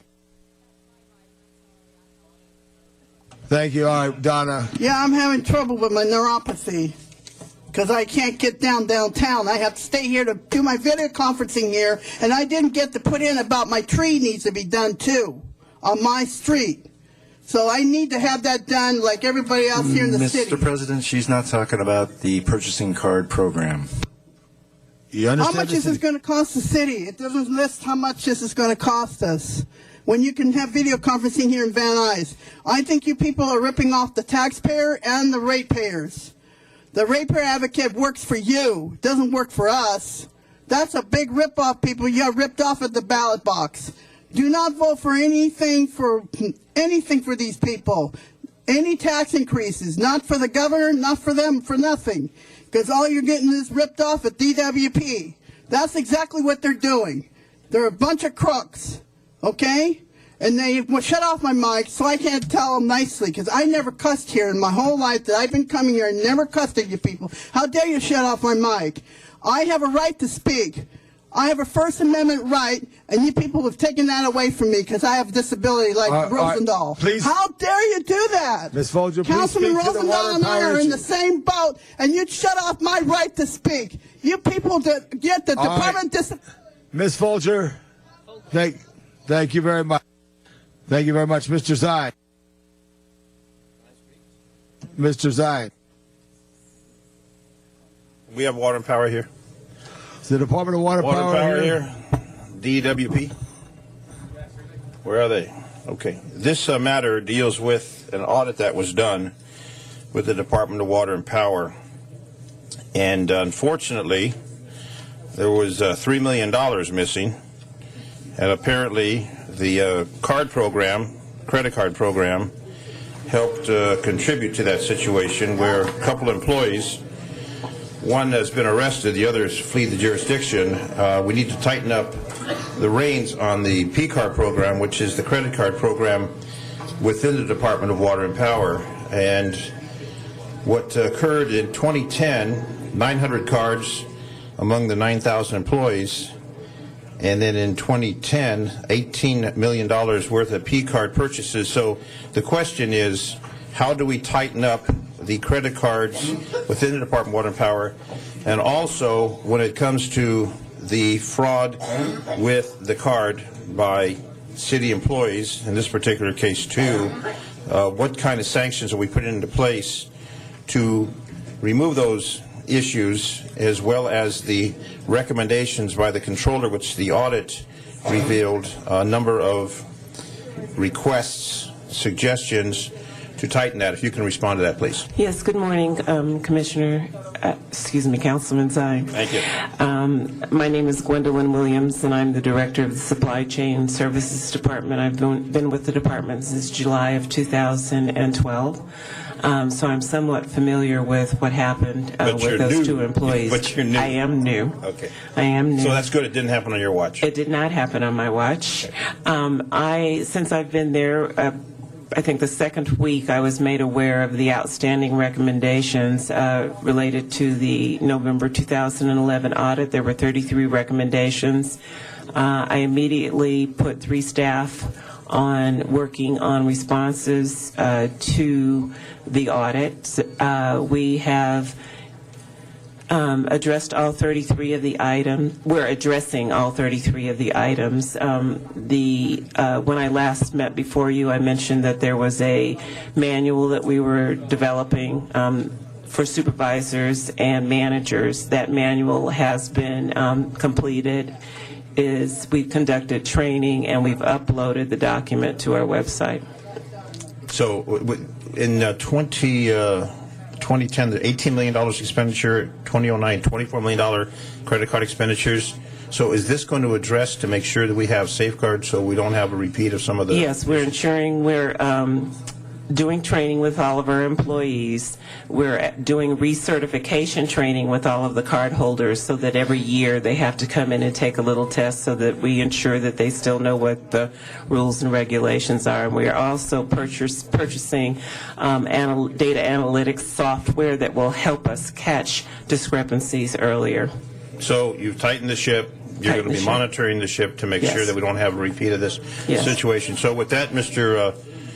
Chair, what I would request is that we note and file this audit that was done by the controller. And I will say that it's the Department of Water and Power that brought this forward, the request, after they discovered the improprieties by the employees. It was the Department of Water and Power that said we need to audit to find out what the problem, how deep the problem is. So they're cognizant of that. And with Mr. Nichols in charge and you overseeing this, I'm sure we'll have better results in the future. I think so. Thank you. So we request a note and file? Thank you very much for designing it. If you could stay there just for a moment, we did get one public comment. I saw this gentleman in our chambers here earlier, but I didn't get a card. This is it, Querido Moss. Thank you, Mr. Labange. It's one of the kindest things you've ever done for me personally. We've been on different ends for many years, but I thank you for it. First of all, this is a big step for the City Council and for the City of Los Angeles. Those P cards were problems met for many years. I did business with the Department of Water and Power for over 30 years, and it was one of the things that I brought up at the Department of Water and Power, and they have tried to correct it. Many things have changed. Well, you can laugh, but the thing is, a lot of things have changed, and there's a lot of improvements that need to be taking place. But the one thing is, they used to be up to $30 million a year in P card purchases. Now they're down to 15. I think they can do better. We can get down to maybe 1 or 2 million, and the rest of the items should go out to bid. But again, we're working in the right direction when it comes to procurement at DWP. Thank you very much. That completes this item. There's no speakers on the queue. Madam Clerk, open the roll. Close the roll, tabulate the vote. 10 ayes. Thank you very much. Mr. Alicote, are you ready? Mr. Alicote, are you ready?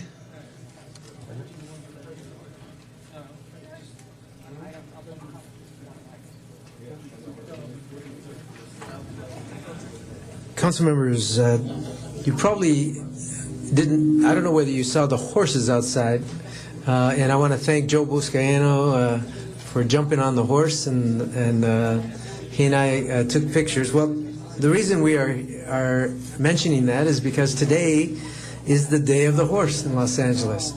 If I could ask everybody to come up. We got a good-sized group here. Every one of these people loves horses. You know, I've always had a share of the equestrian community in the Northeast San Fernando Valley.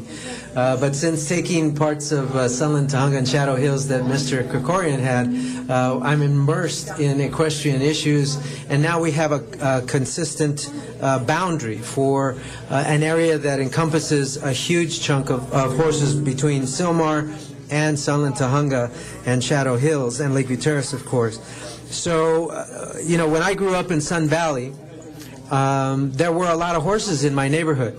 And now, because of development and rising costs, the equestrian community is threatened.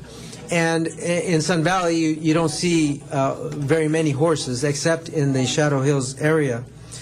So it's been a pleasure to work with the equestrian community to recognize that horses are an important part of the Los Angeles history, and they're an important part of our economy, resulting in over $1 billion in economic opportunity for the Los Angeles area. So I'm very pleased that the redistricting, no offense to Mr. Krikorian, I'm very pleased that I've had the opportunity to work with them these past several months and learn so much about this community and introduce numerous motions to try and address their issues and concerns. We are working with DOT and LAPD to make it safer to ride horses in the streets, particularly on Foothill and Wentworth.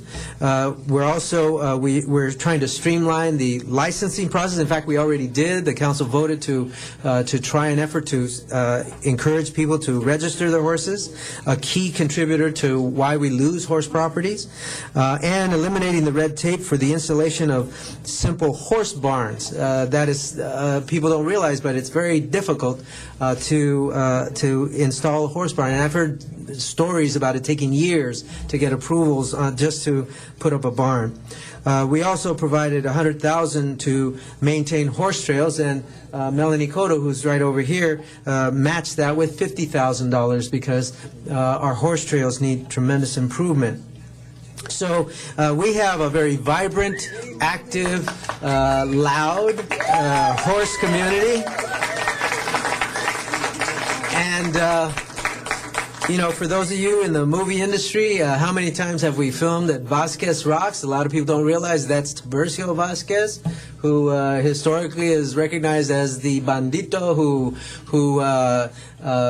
tried to get California to go back to Mexico, and for 20 years he fought with the government and stole horses and raided farms. But what most people don't know is Tiburcio Vasquez was based in Sunland, Tujunga, and that sort of speaks to the free spirit of the people of Tujunga. They also have a tremendous history.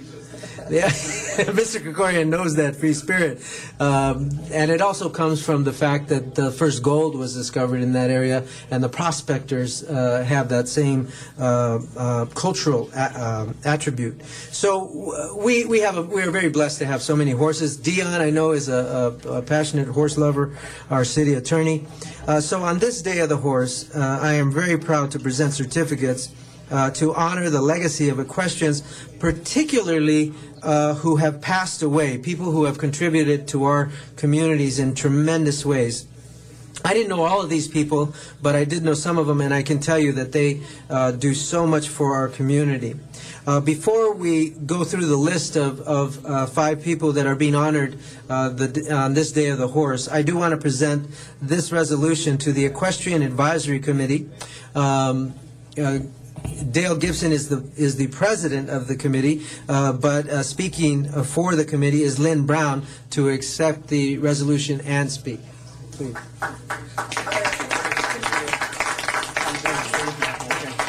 Welcome, Ms. Brown. Welcome. Thank you. Good morning, and the honorable members of City Council. I want to thank Tom LaBonge for being one of the people who actually helped create the Equestrian Advisory Committee of the city organization. Yay, Tom. I want to thank Richard Alarcon for all the wonderful things he has done for the horse people. Fabulous. He's historic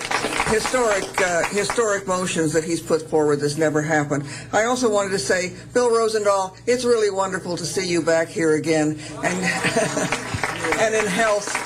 And thank you for sending us Larry Watts to the Equine Advisory Committee. So the general manager of all of the Los Angeles Department of Rec and Parks wants to accept this proclamation on behalf of Otis Wallace. He wrote a speech to me. He was not able to be here at the last minute, so I am delivering on behalf of John Muckery. I am going to read this short speech that he wrote. And he says, "It is an undeserved honor to be accepting this proclamation for a true angel of the city of Los Angeles. Otis Wallace was a self-made man who came from Michigan, also the birthplace of my parents. He immediately fell in love with the city and its environment. He purchased a plot of land near Hanson Dam and lived his dream as a rancher. His ranch, Wallace Ranch, became the home to so many Los Angeles urban youth as a part of the city's recreation and parks' wonderful outdoor world. Kids who grew up in an urban environment were able to take experience by taking care of horses. It's amazing to watch Otis. It was amazing to watch Otis take these urban kids and turn them into ranch hands. Envision a 90-pound girl cleaning the hooves of a 15-hand horse weighing over 1,000 pounds. Otis was patient with the kids, but straightforward with his approach. He would mentor them in respect for each other, the animals, and the environment. He built a picnic area for the kids so after they worked and rode, they could sit and eat and enjoy. Otis became Uncle Otis to these kids, and it was not uncommon for these youth to bring their families back to ride with him outside of the city programs. Otis Wallace had a contract with the city for our services, but I doubt that he ever submitted an invoice. I asked him about this, and he would always say, quote, "This ranch was for the kids," unquote. I'm going to miss Otis and the way he put everything into perspective. Our city has lost a real angel, and his passing will be celebrated by all of us who came in contact with him. For many youth who passed through his ranch, and for me personally, we thank Otis for never forgetting or wavering in your compassion and mentoring of our city of youth and our Recreation and Parks staff. And this is from John Muckery, General Manager, Department of Recreation and Parks. I accept this on behalf of him. Very nice words for Mr. Muckery. Lynn Brown, you're an angel in the City of Angels. Otis as well. He's going to speak. Otis was a friend of mine as well. He actually took me on a horse trail ride about 5 or 6 years ago with my family, and what a special person he was. I believe he was a sheriff.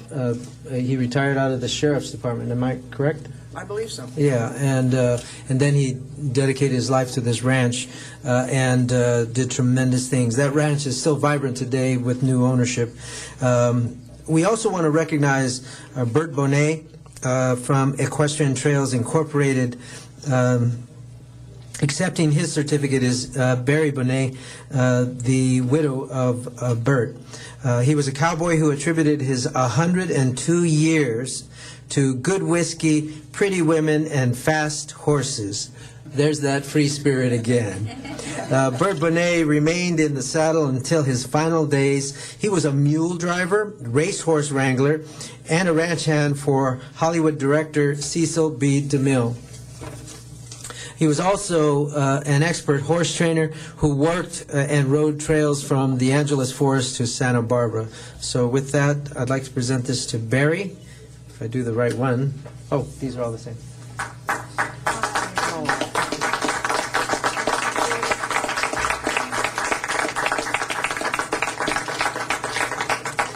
We presented to Otis Wallace.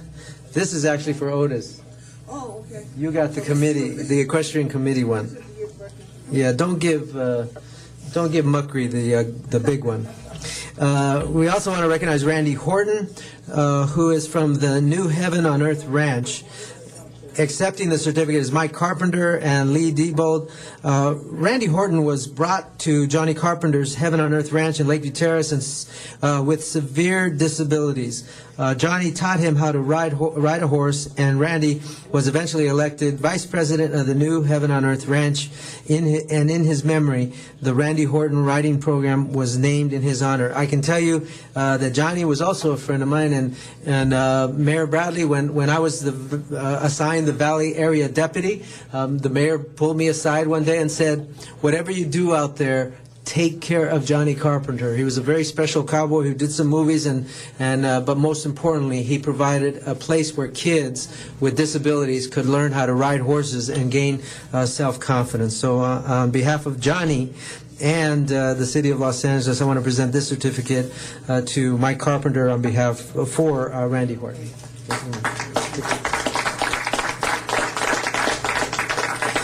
Liz Helms, many of you have heard of her program, Ahead with Horses. Accepting this award is Rick and Virginia Hawthorne from Valley View Vaulters. I saw their program, and they do amazing things with kids with disabilities. Much of it was inspired by people like Liz Helms, who believe that although some people are born with disabilities that make them unable to function in some places, when they get on a horse, they actually can function as other folks do. And so so we do want to recognize Liz Helm.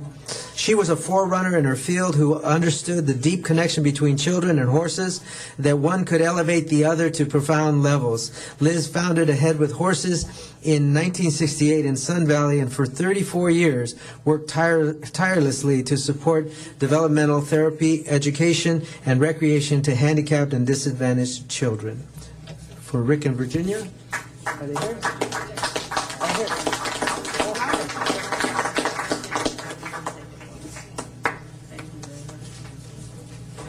And finally, we have Doc Larson from Equestrian Trails Incorporated, and accepting his certificate is Sammy Larson, his widow. For nearly 40 years, beloved veterinarian Doc Larson was a fixture in the equestrian community, working on trails all across the state of California. He was an avid horseman who completed the world-famous Tevis Cup, a 100-mile, one-day endurance ride 3 times. Doc was honored by the United States House of Representatives, the State of California, the City of Los Angeles, the Department of Agriculture, and the Forest Service for his many contributions to the equestrian field. So I'd like to present this last certificate to Sammy.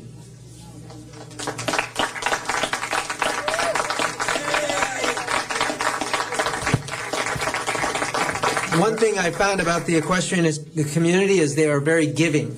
They don't just ride horses. They usually ride them to provide some benefit to something. They like to have fun and party, but they also take their philanthropy very seriously.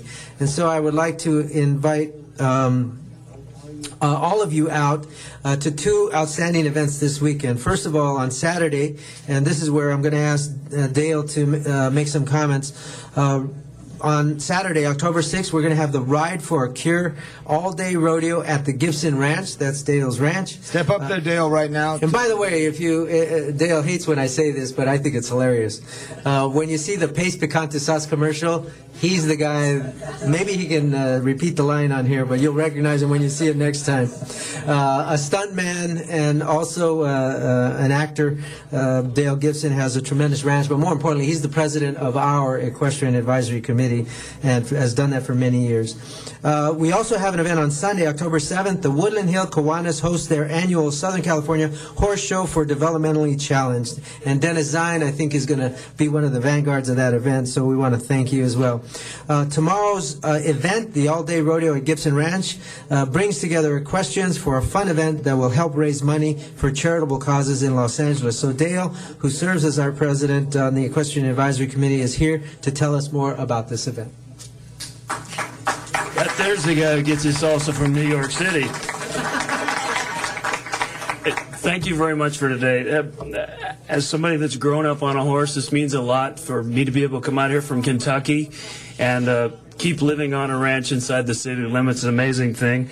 I look around here and I see George Chatney from the LA Equestrian Center, Scott Perez, his 2 ranches inside the city. Everybody here has horses in the city, and it's a really big deal to us, so thank you very much, guys. Dale, thank you very much. George, great job at the Equestrian Center. And please come out to... You cut me off. Please come out tomorrow to the ranch. You're all my guests, 12 and 3 o'clock.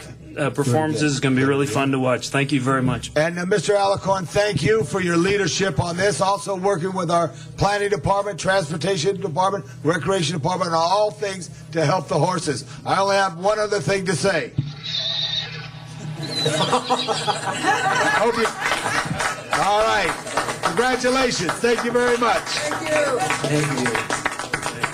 And thanks everybody for coming out. Remember the Day of the Horse. You got it. Before you leave, Richard, I want to introduce someone who loves horses, Bill Rosendahl. Let me say this.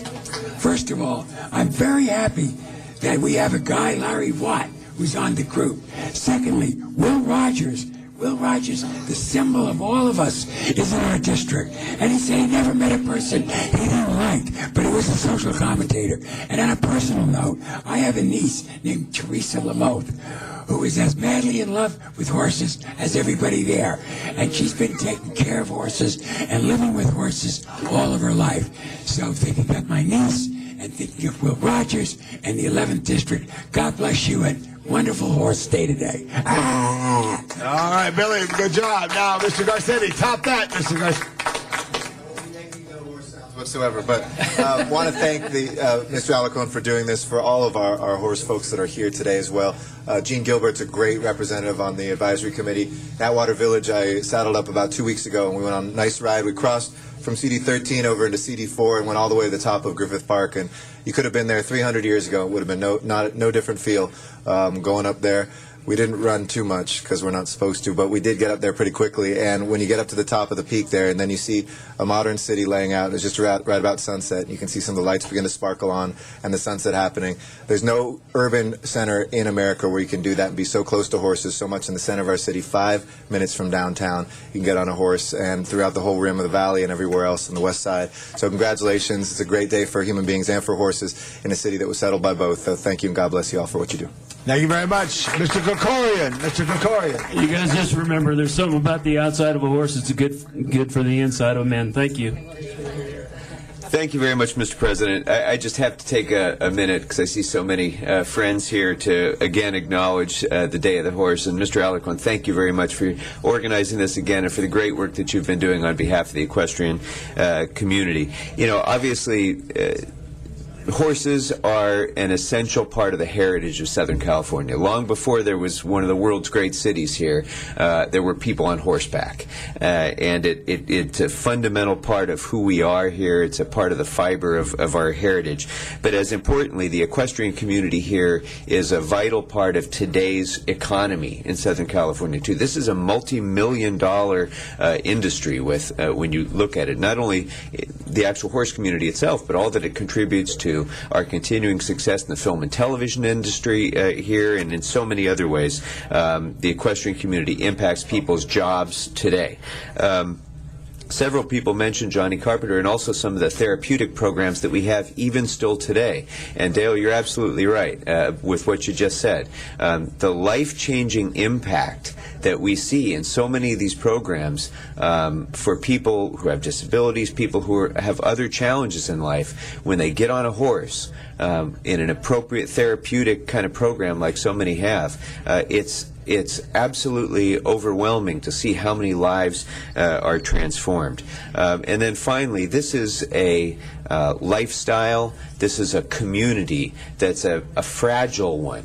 And if we're not careful with the policies that we initiate in this city, our land use policies and so many other things, this is a lifestyle and a community that could be lost to Los Angeles. And that would be a horrible tragedy, because this is something that's very precious, and the equestrian community is something that's very special about Los Angeles that we should preserve. I remember when I was running for this office, I had a coffee that was going on in Sunland Hunga area in someone's home, and it was a number of equestrians, and it was when there were still, the station fire was still going on, and they got a call, somebody in the room got a call, and they were gone in a matter of minutes. And I was left there alone at my own coffee, because all the equestrians were out there helping other equestrians, getting their horses out, getting their trailers out. They were gone like that, helping each other.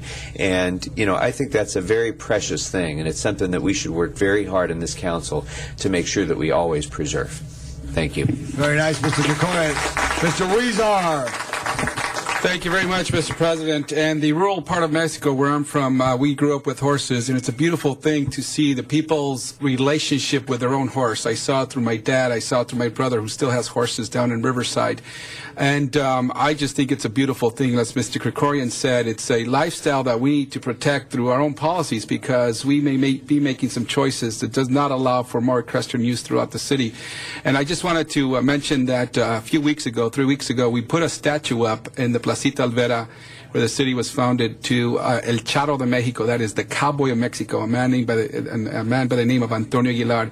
And when you go there, you see a beautiful horse, and he's sitting on top of the horse. And it's a beautiful sight to see that we have the Mexican cowboy there at Placita Alvera, and he performed with a number of cowboys here in the United States, and it was a great thing to see. But that beautiful horse being put up at Placita Alvera is a beautiful sight to see. It reminds us all of how we all were first getting around this great city that we're in. So thank you, Mr. Alcorn. Thank you for all of you, and God bless our horses. And thank you. Just a little note, Mr. Krikorian. Sorry, Mr. President, one other very quick thing. First of all, it's great to see Barry here, and I also want to take a moment to recognize Mary Benson, who on Mr. Alarcon's staff, formerly of my staff, who always does such a great job in representing this entire community and our city family. So.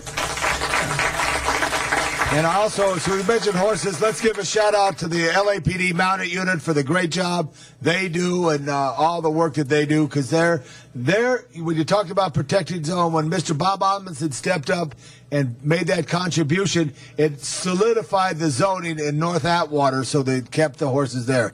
Yeah, let's hear it for LAPD Mounted. All right, thank you, Mr. Alarcon. Beautiful job. Now right off into the sunset. We're going to go to public comment right now. Donna Perriman. Is Miss Perriman still here? Yeah. Followed by Miss Folger. Followed by Kevin Rodas. Yeah. And Kevin, hold on a second, Donna. Okay. You comfortable?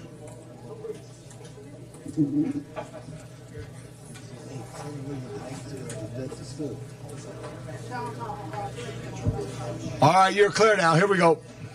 Okay, this is Donna. I like to see Garcetti in the president's chair. No offense to you, Mr. LaBonge. Anyway, I want to tell you that because I'm sorry that I have not given the impression that it's easier for me to go to Los Angeles. It's been a very big toll on me to come down to Los Angeles. I've been giving dizzy spells, and a lot of times it's hard for me to walk. My legs feel heavy because I had to take the 2 to 3 hour trek to go downtown. And now that you're in Van Nuys, I want to tell you, was I telling over then downtown, you got to reopen the video conferencing to Van Nuys. This is not acceptable to only have to be in Van Nuys at once every 2 months. That's not acceptable. Certainly, there's different ways to bring over here. We can be in a smaller room and open the video conferencing.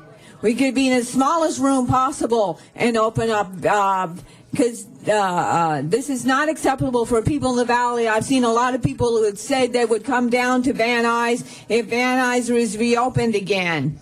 So we need to bring back the video conferencing. You make it so that we can't speak on, we want to speak on city employees' rights. You had, you can't, Marion Fogler, she can't speak on this, and she's here right now, so she can say that. And we want to bring up a lot of different items. We don't even know. I can go 3 hours down to Los Angeles, and then they prefer to another day. This is a hardship for me to have to go right down here to Los Angeles. This is totally unacceptable. And maybe they'll won't get my card, or I won't get it in time. This is unacceptable. Miriam Folger. Well, I'll call it a Loboro, like observatory, Loboro. Let me tell you, I don't have $10,000-$15,000 to get this thing turned back on, but I could if I had that money. That's all it took to turn the video conferencing back on. I think you people are illegal and immoral. And Mr. Rosendahl and company, all the rest of you, please, Mr. Rosendahl, I plead with you to talk to the mayor, to allow the Department of Disability to fund this, to open this up the days that we come here. You don't have to have this open every time there's nobody here, then you don't have to have it open. But this can be done. All you have to do is tell the mayor it's okay that the mayor can open this up. The Department of Disability, Angela Kaufman, can open this up for us to have video conference. And Mr. Caress, it's not good enough for me to go downtown. It's not. I have neuropathy really bad, and I'm in a lot of pain. And I'm very sick. Okay.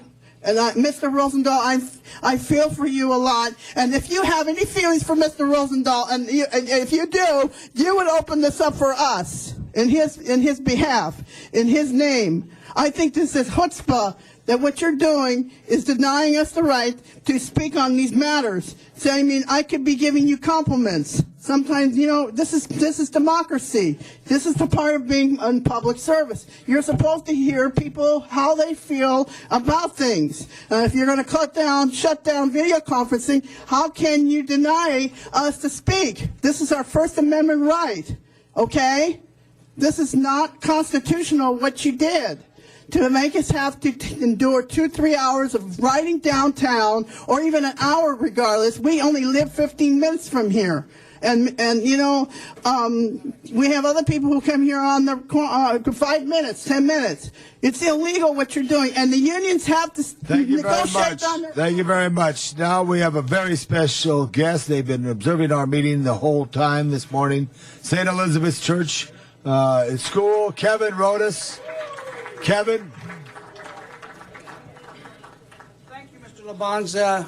Candido, I have Kevin's name first. Do you want to introduce him? Yes, I'll introduce him. Thank you, Mr. President. I'll add your card to the same. Okay, you don't have my card? If you hold my time, because my time is running already. No, you keep going. You took it. All right.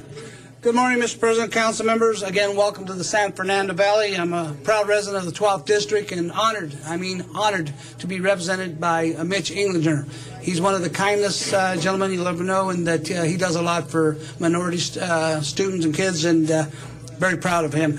I also would like to say to Mr. Alarcon, our prayers are with you, and we hope that the truth will come out and that you were doing what was best for your wife and family, and that you're innocent till proven guilty, not guilty till proven innocent. And again, our prayers. And we want to thank you for all you've done for St. Elizabeth. How about it, guys? We're here today, Mr. President, because in December we'll be back and we're going to submit signatures for a hero in our community, Miss Monica Benavides. For years, over 50 years, she's been doing everything she could to help us with our children. Many times, some of us aren't that fortunate, but here's a woman who said, never give up. Even if your own child is a victim, you never give up. And so we want to make sure that we submit her name and that we get a plaque for her at Delano Park. She was instrumental in getting Delano Park built. She's a hero. We have the San Fernando Award every year, and all of these individuals deserve that. But here is a woman that should have been given that award, because if you took what she's done over the 50 years, it's been unbelievable. So we hope that she'll be given that opportunity to get her name on Delano Park. At this time, again, this is the St. Elizabeth Student Body Council. They're a little different than you folks are because they don't have a president, vice president, or other chairs. So I'd like to introduce Kevin Rodas, and he'll be speaking for them. Kevin? Let's give him a hand. Well, Kevin, you have very nice handwriting. You filled the card out. Thank you. Hello, good morning, City Council members. My name is Kevin Rodas, and we represent the St. Elizabeth Student Council. Mrs. Martin has done a wonderful job as principal of St. Elizabeth School. With the little that we have, we make the most of it, and I feel that we are an amazing Catholic school. We are here today to experience city government firsthand, and we would like to thank you very much for this opportunity. And please feel free to visit our school whenever you like. And the members of our student council are Lisette Isordia, Ashley. Okay, just raise your hand. Ashley Estrada. Raise your hand. Yeah. Robert Castro. Antonio Collins. There you go. Emmanuel Rodriguez. Eduardo Pasco. Brian Vaca. Jesus Padilla, Jocelyn Espinoza, and myself, Kevin Rodas. And the two parents that joined us today in this event are Iraida Pascal Right here. and Liz Isordia. Thank you very much. Kevin, great job. Stay where you are right there. Sergeants, I want you to book in either side. Betsy, get a good shot of this great-looking group of children right there. Kevin, get right in the middle of the microphone and get all the students around.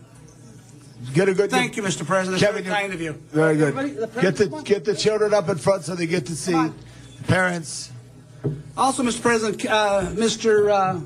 John Camara with the Knights of Columbus is with us. Thanks also. to the Knights of Columbus. Get the shot. All right. Get ready. Get the shot. The next speaker will be Scott Sterling. There we go. Is Scott here? Thanks, Scott. Get a good shot. Good job, Sergeant. Here we go, Sergeant.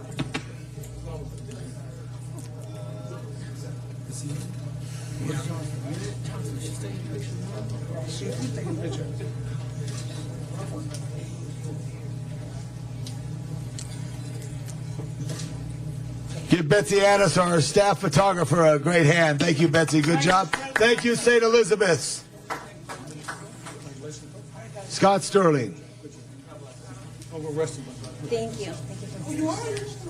I thank you, all you council members, for being here and being in Van Nuys when you do. And, you know, I think it's a positive thing. And I don't have a Corvette that I drive up and down the street that has trees, but one of these days, I guess I'll have that. I'm here for the Museum of the San Fernando Valley, and I'm the director of the Public Art Initiative, and our big public art project is Horses Across the Valley. We're going to be doing full-size fiberglass horses with sponsors, and we're going to be putting them at the bank, at the airport, at different, Councilman Alarcon has been very supportive. He would like to have one at every in every neighborhood council. So any council member that touches the San Fernando Valley, we are trying to have a horse in each neighborhood council as a start. We're looking at 200 to 250 horses possibly. And the funds are going to be going to some of the horse groups that need help, to the museum, and to art groups that are looking for a permanent location. It's very sad that in the 5th largest population base in the United States, we do not have a museum here to show our culture, to show our art, and to prove that this area is just as vibrant as any other part of the United States and Los Angeles. And so we are going to be doing horses here, and I would love for all the council members to be part of that and help us get connected to your district. Thank you very much. Scott, thank you. Send us a little one sheet with all that information with your numbers. Next speaker, Michael, carry on. No, Michael, carry on. He's downtown. Well, that's very good. Tell him hello. Scott Brewer. Sharon Brewer. Sharon Brewer. Sharon Brewer.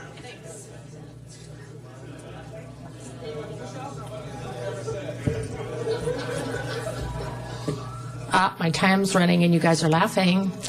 Restart the clock.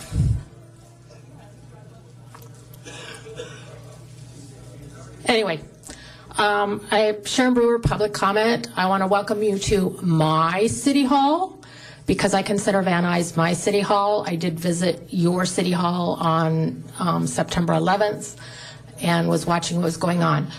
First thing I want to say is I consider it a slap in the face to the San Fernando Valley residents that 2 of our council members, CD6 and CD12, couldn't be here for the every other month city council meeting in Van Nuys City Hall.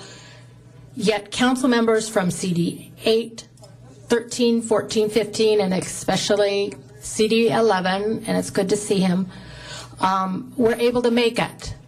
And I want to especially thank those council members that did take and come here because we appreciate it.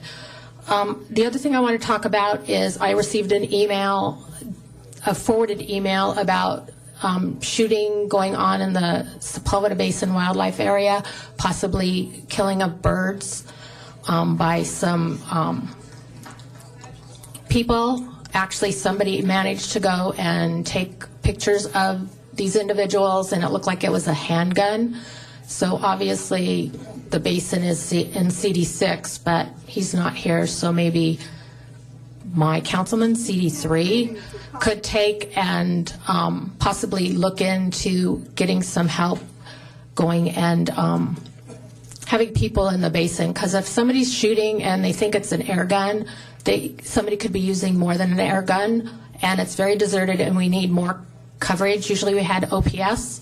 They're going into LAPD, so I hope that something can be done to help that. The other problem is Metro on September 10th decided to no longer take paper tickets, which I purchased. Now you have to get a tap card, and we need to do applications, but you have to go downtown.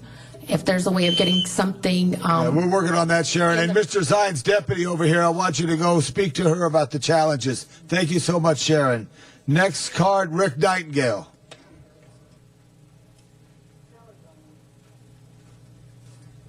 Yeah, Rick Nightingale. Boy, how you like the gas prices? Within a week, they go up 50 cents. Not bad, huh?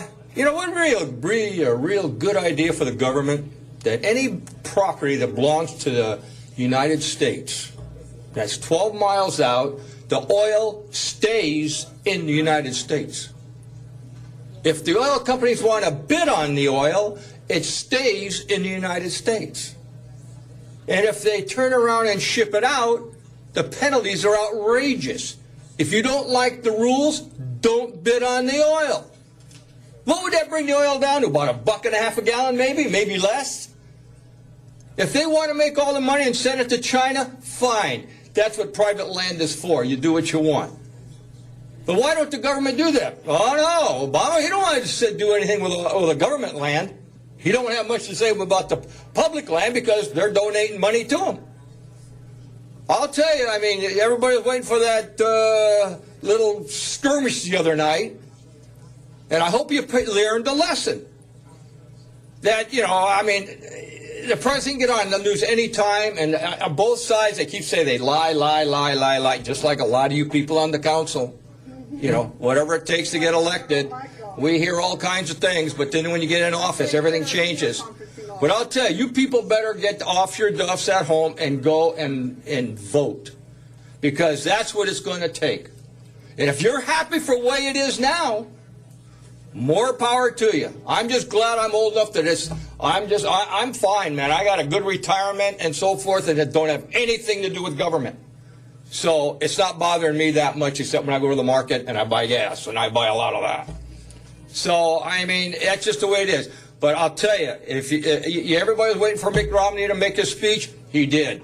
If you like what he said, he went through the 5 points. Next speaker, Michael Stevens. Thank you.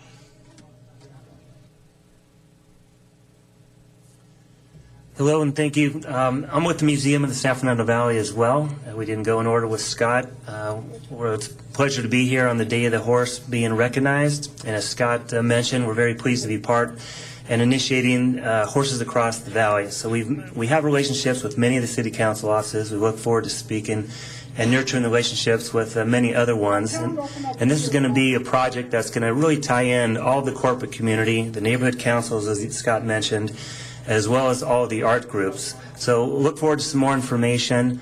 You can learn more about us. The museum has actually been around about 7 years. We started off at Valley College for 2 years.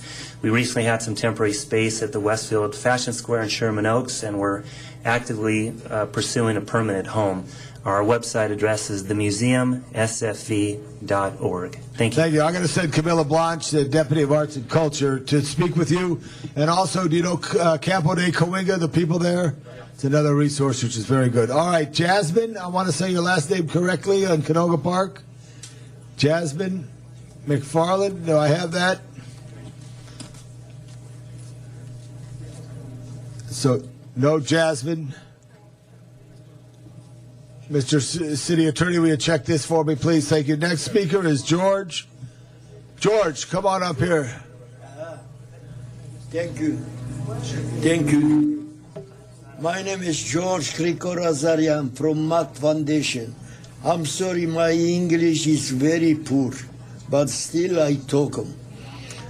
I got a foundation. For 1966 until today, I give food, clothes, furniture, low-income people.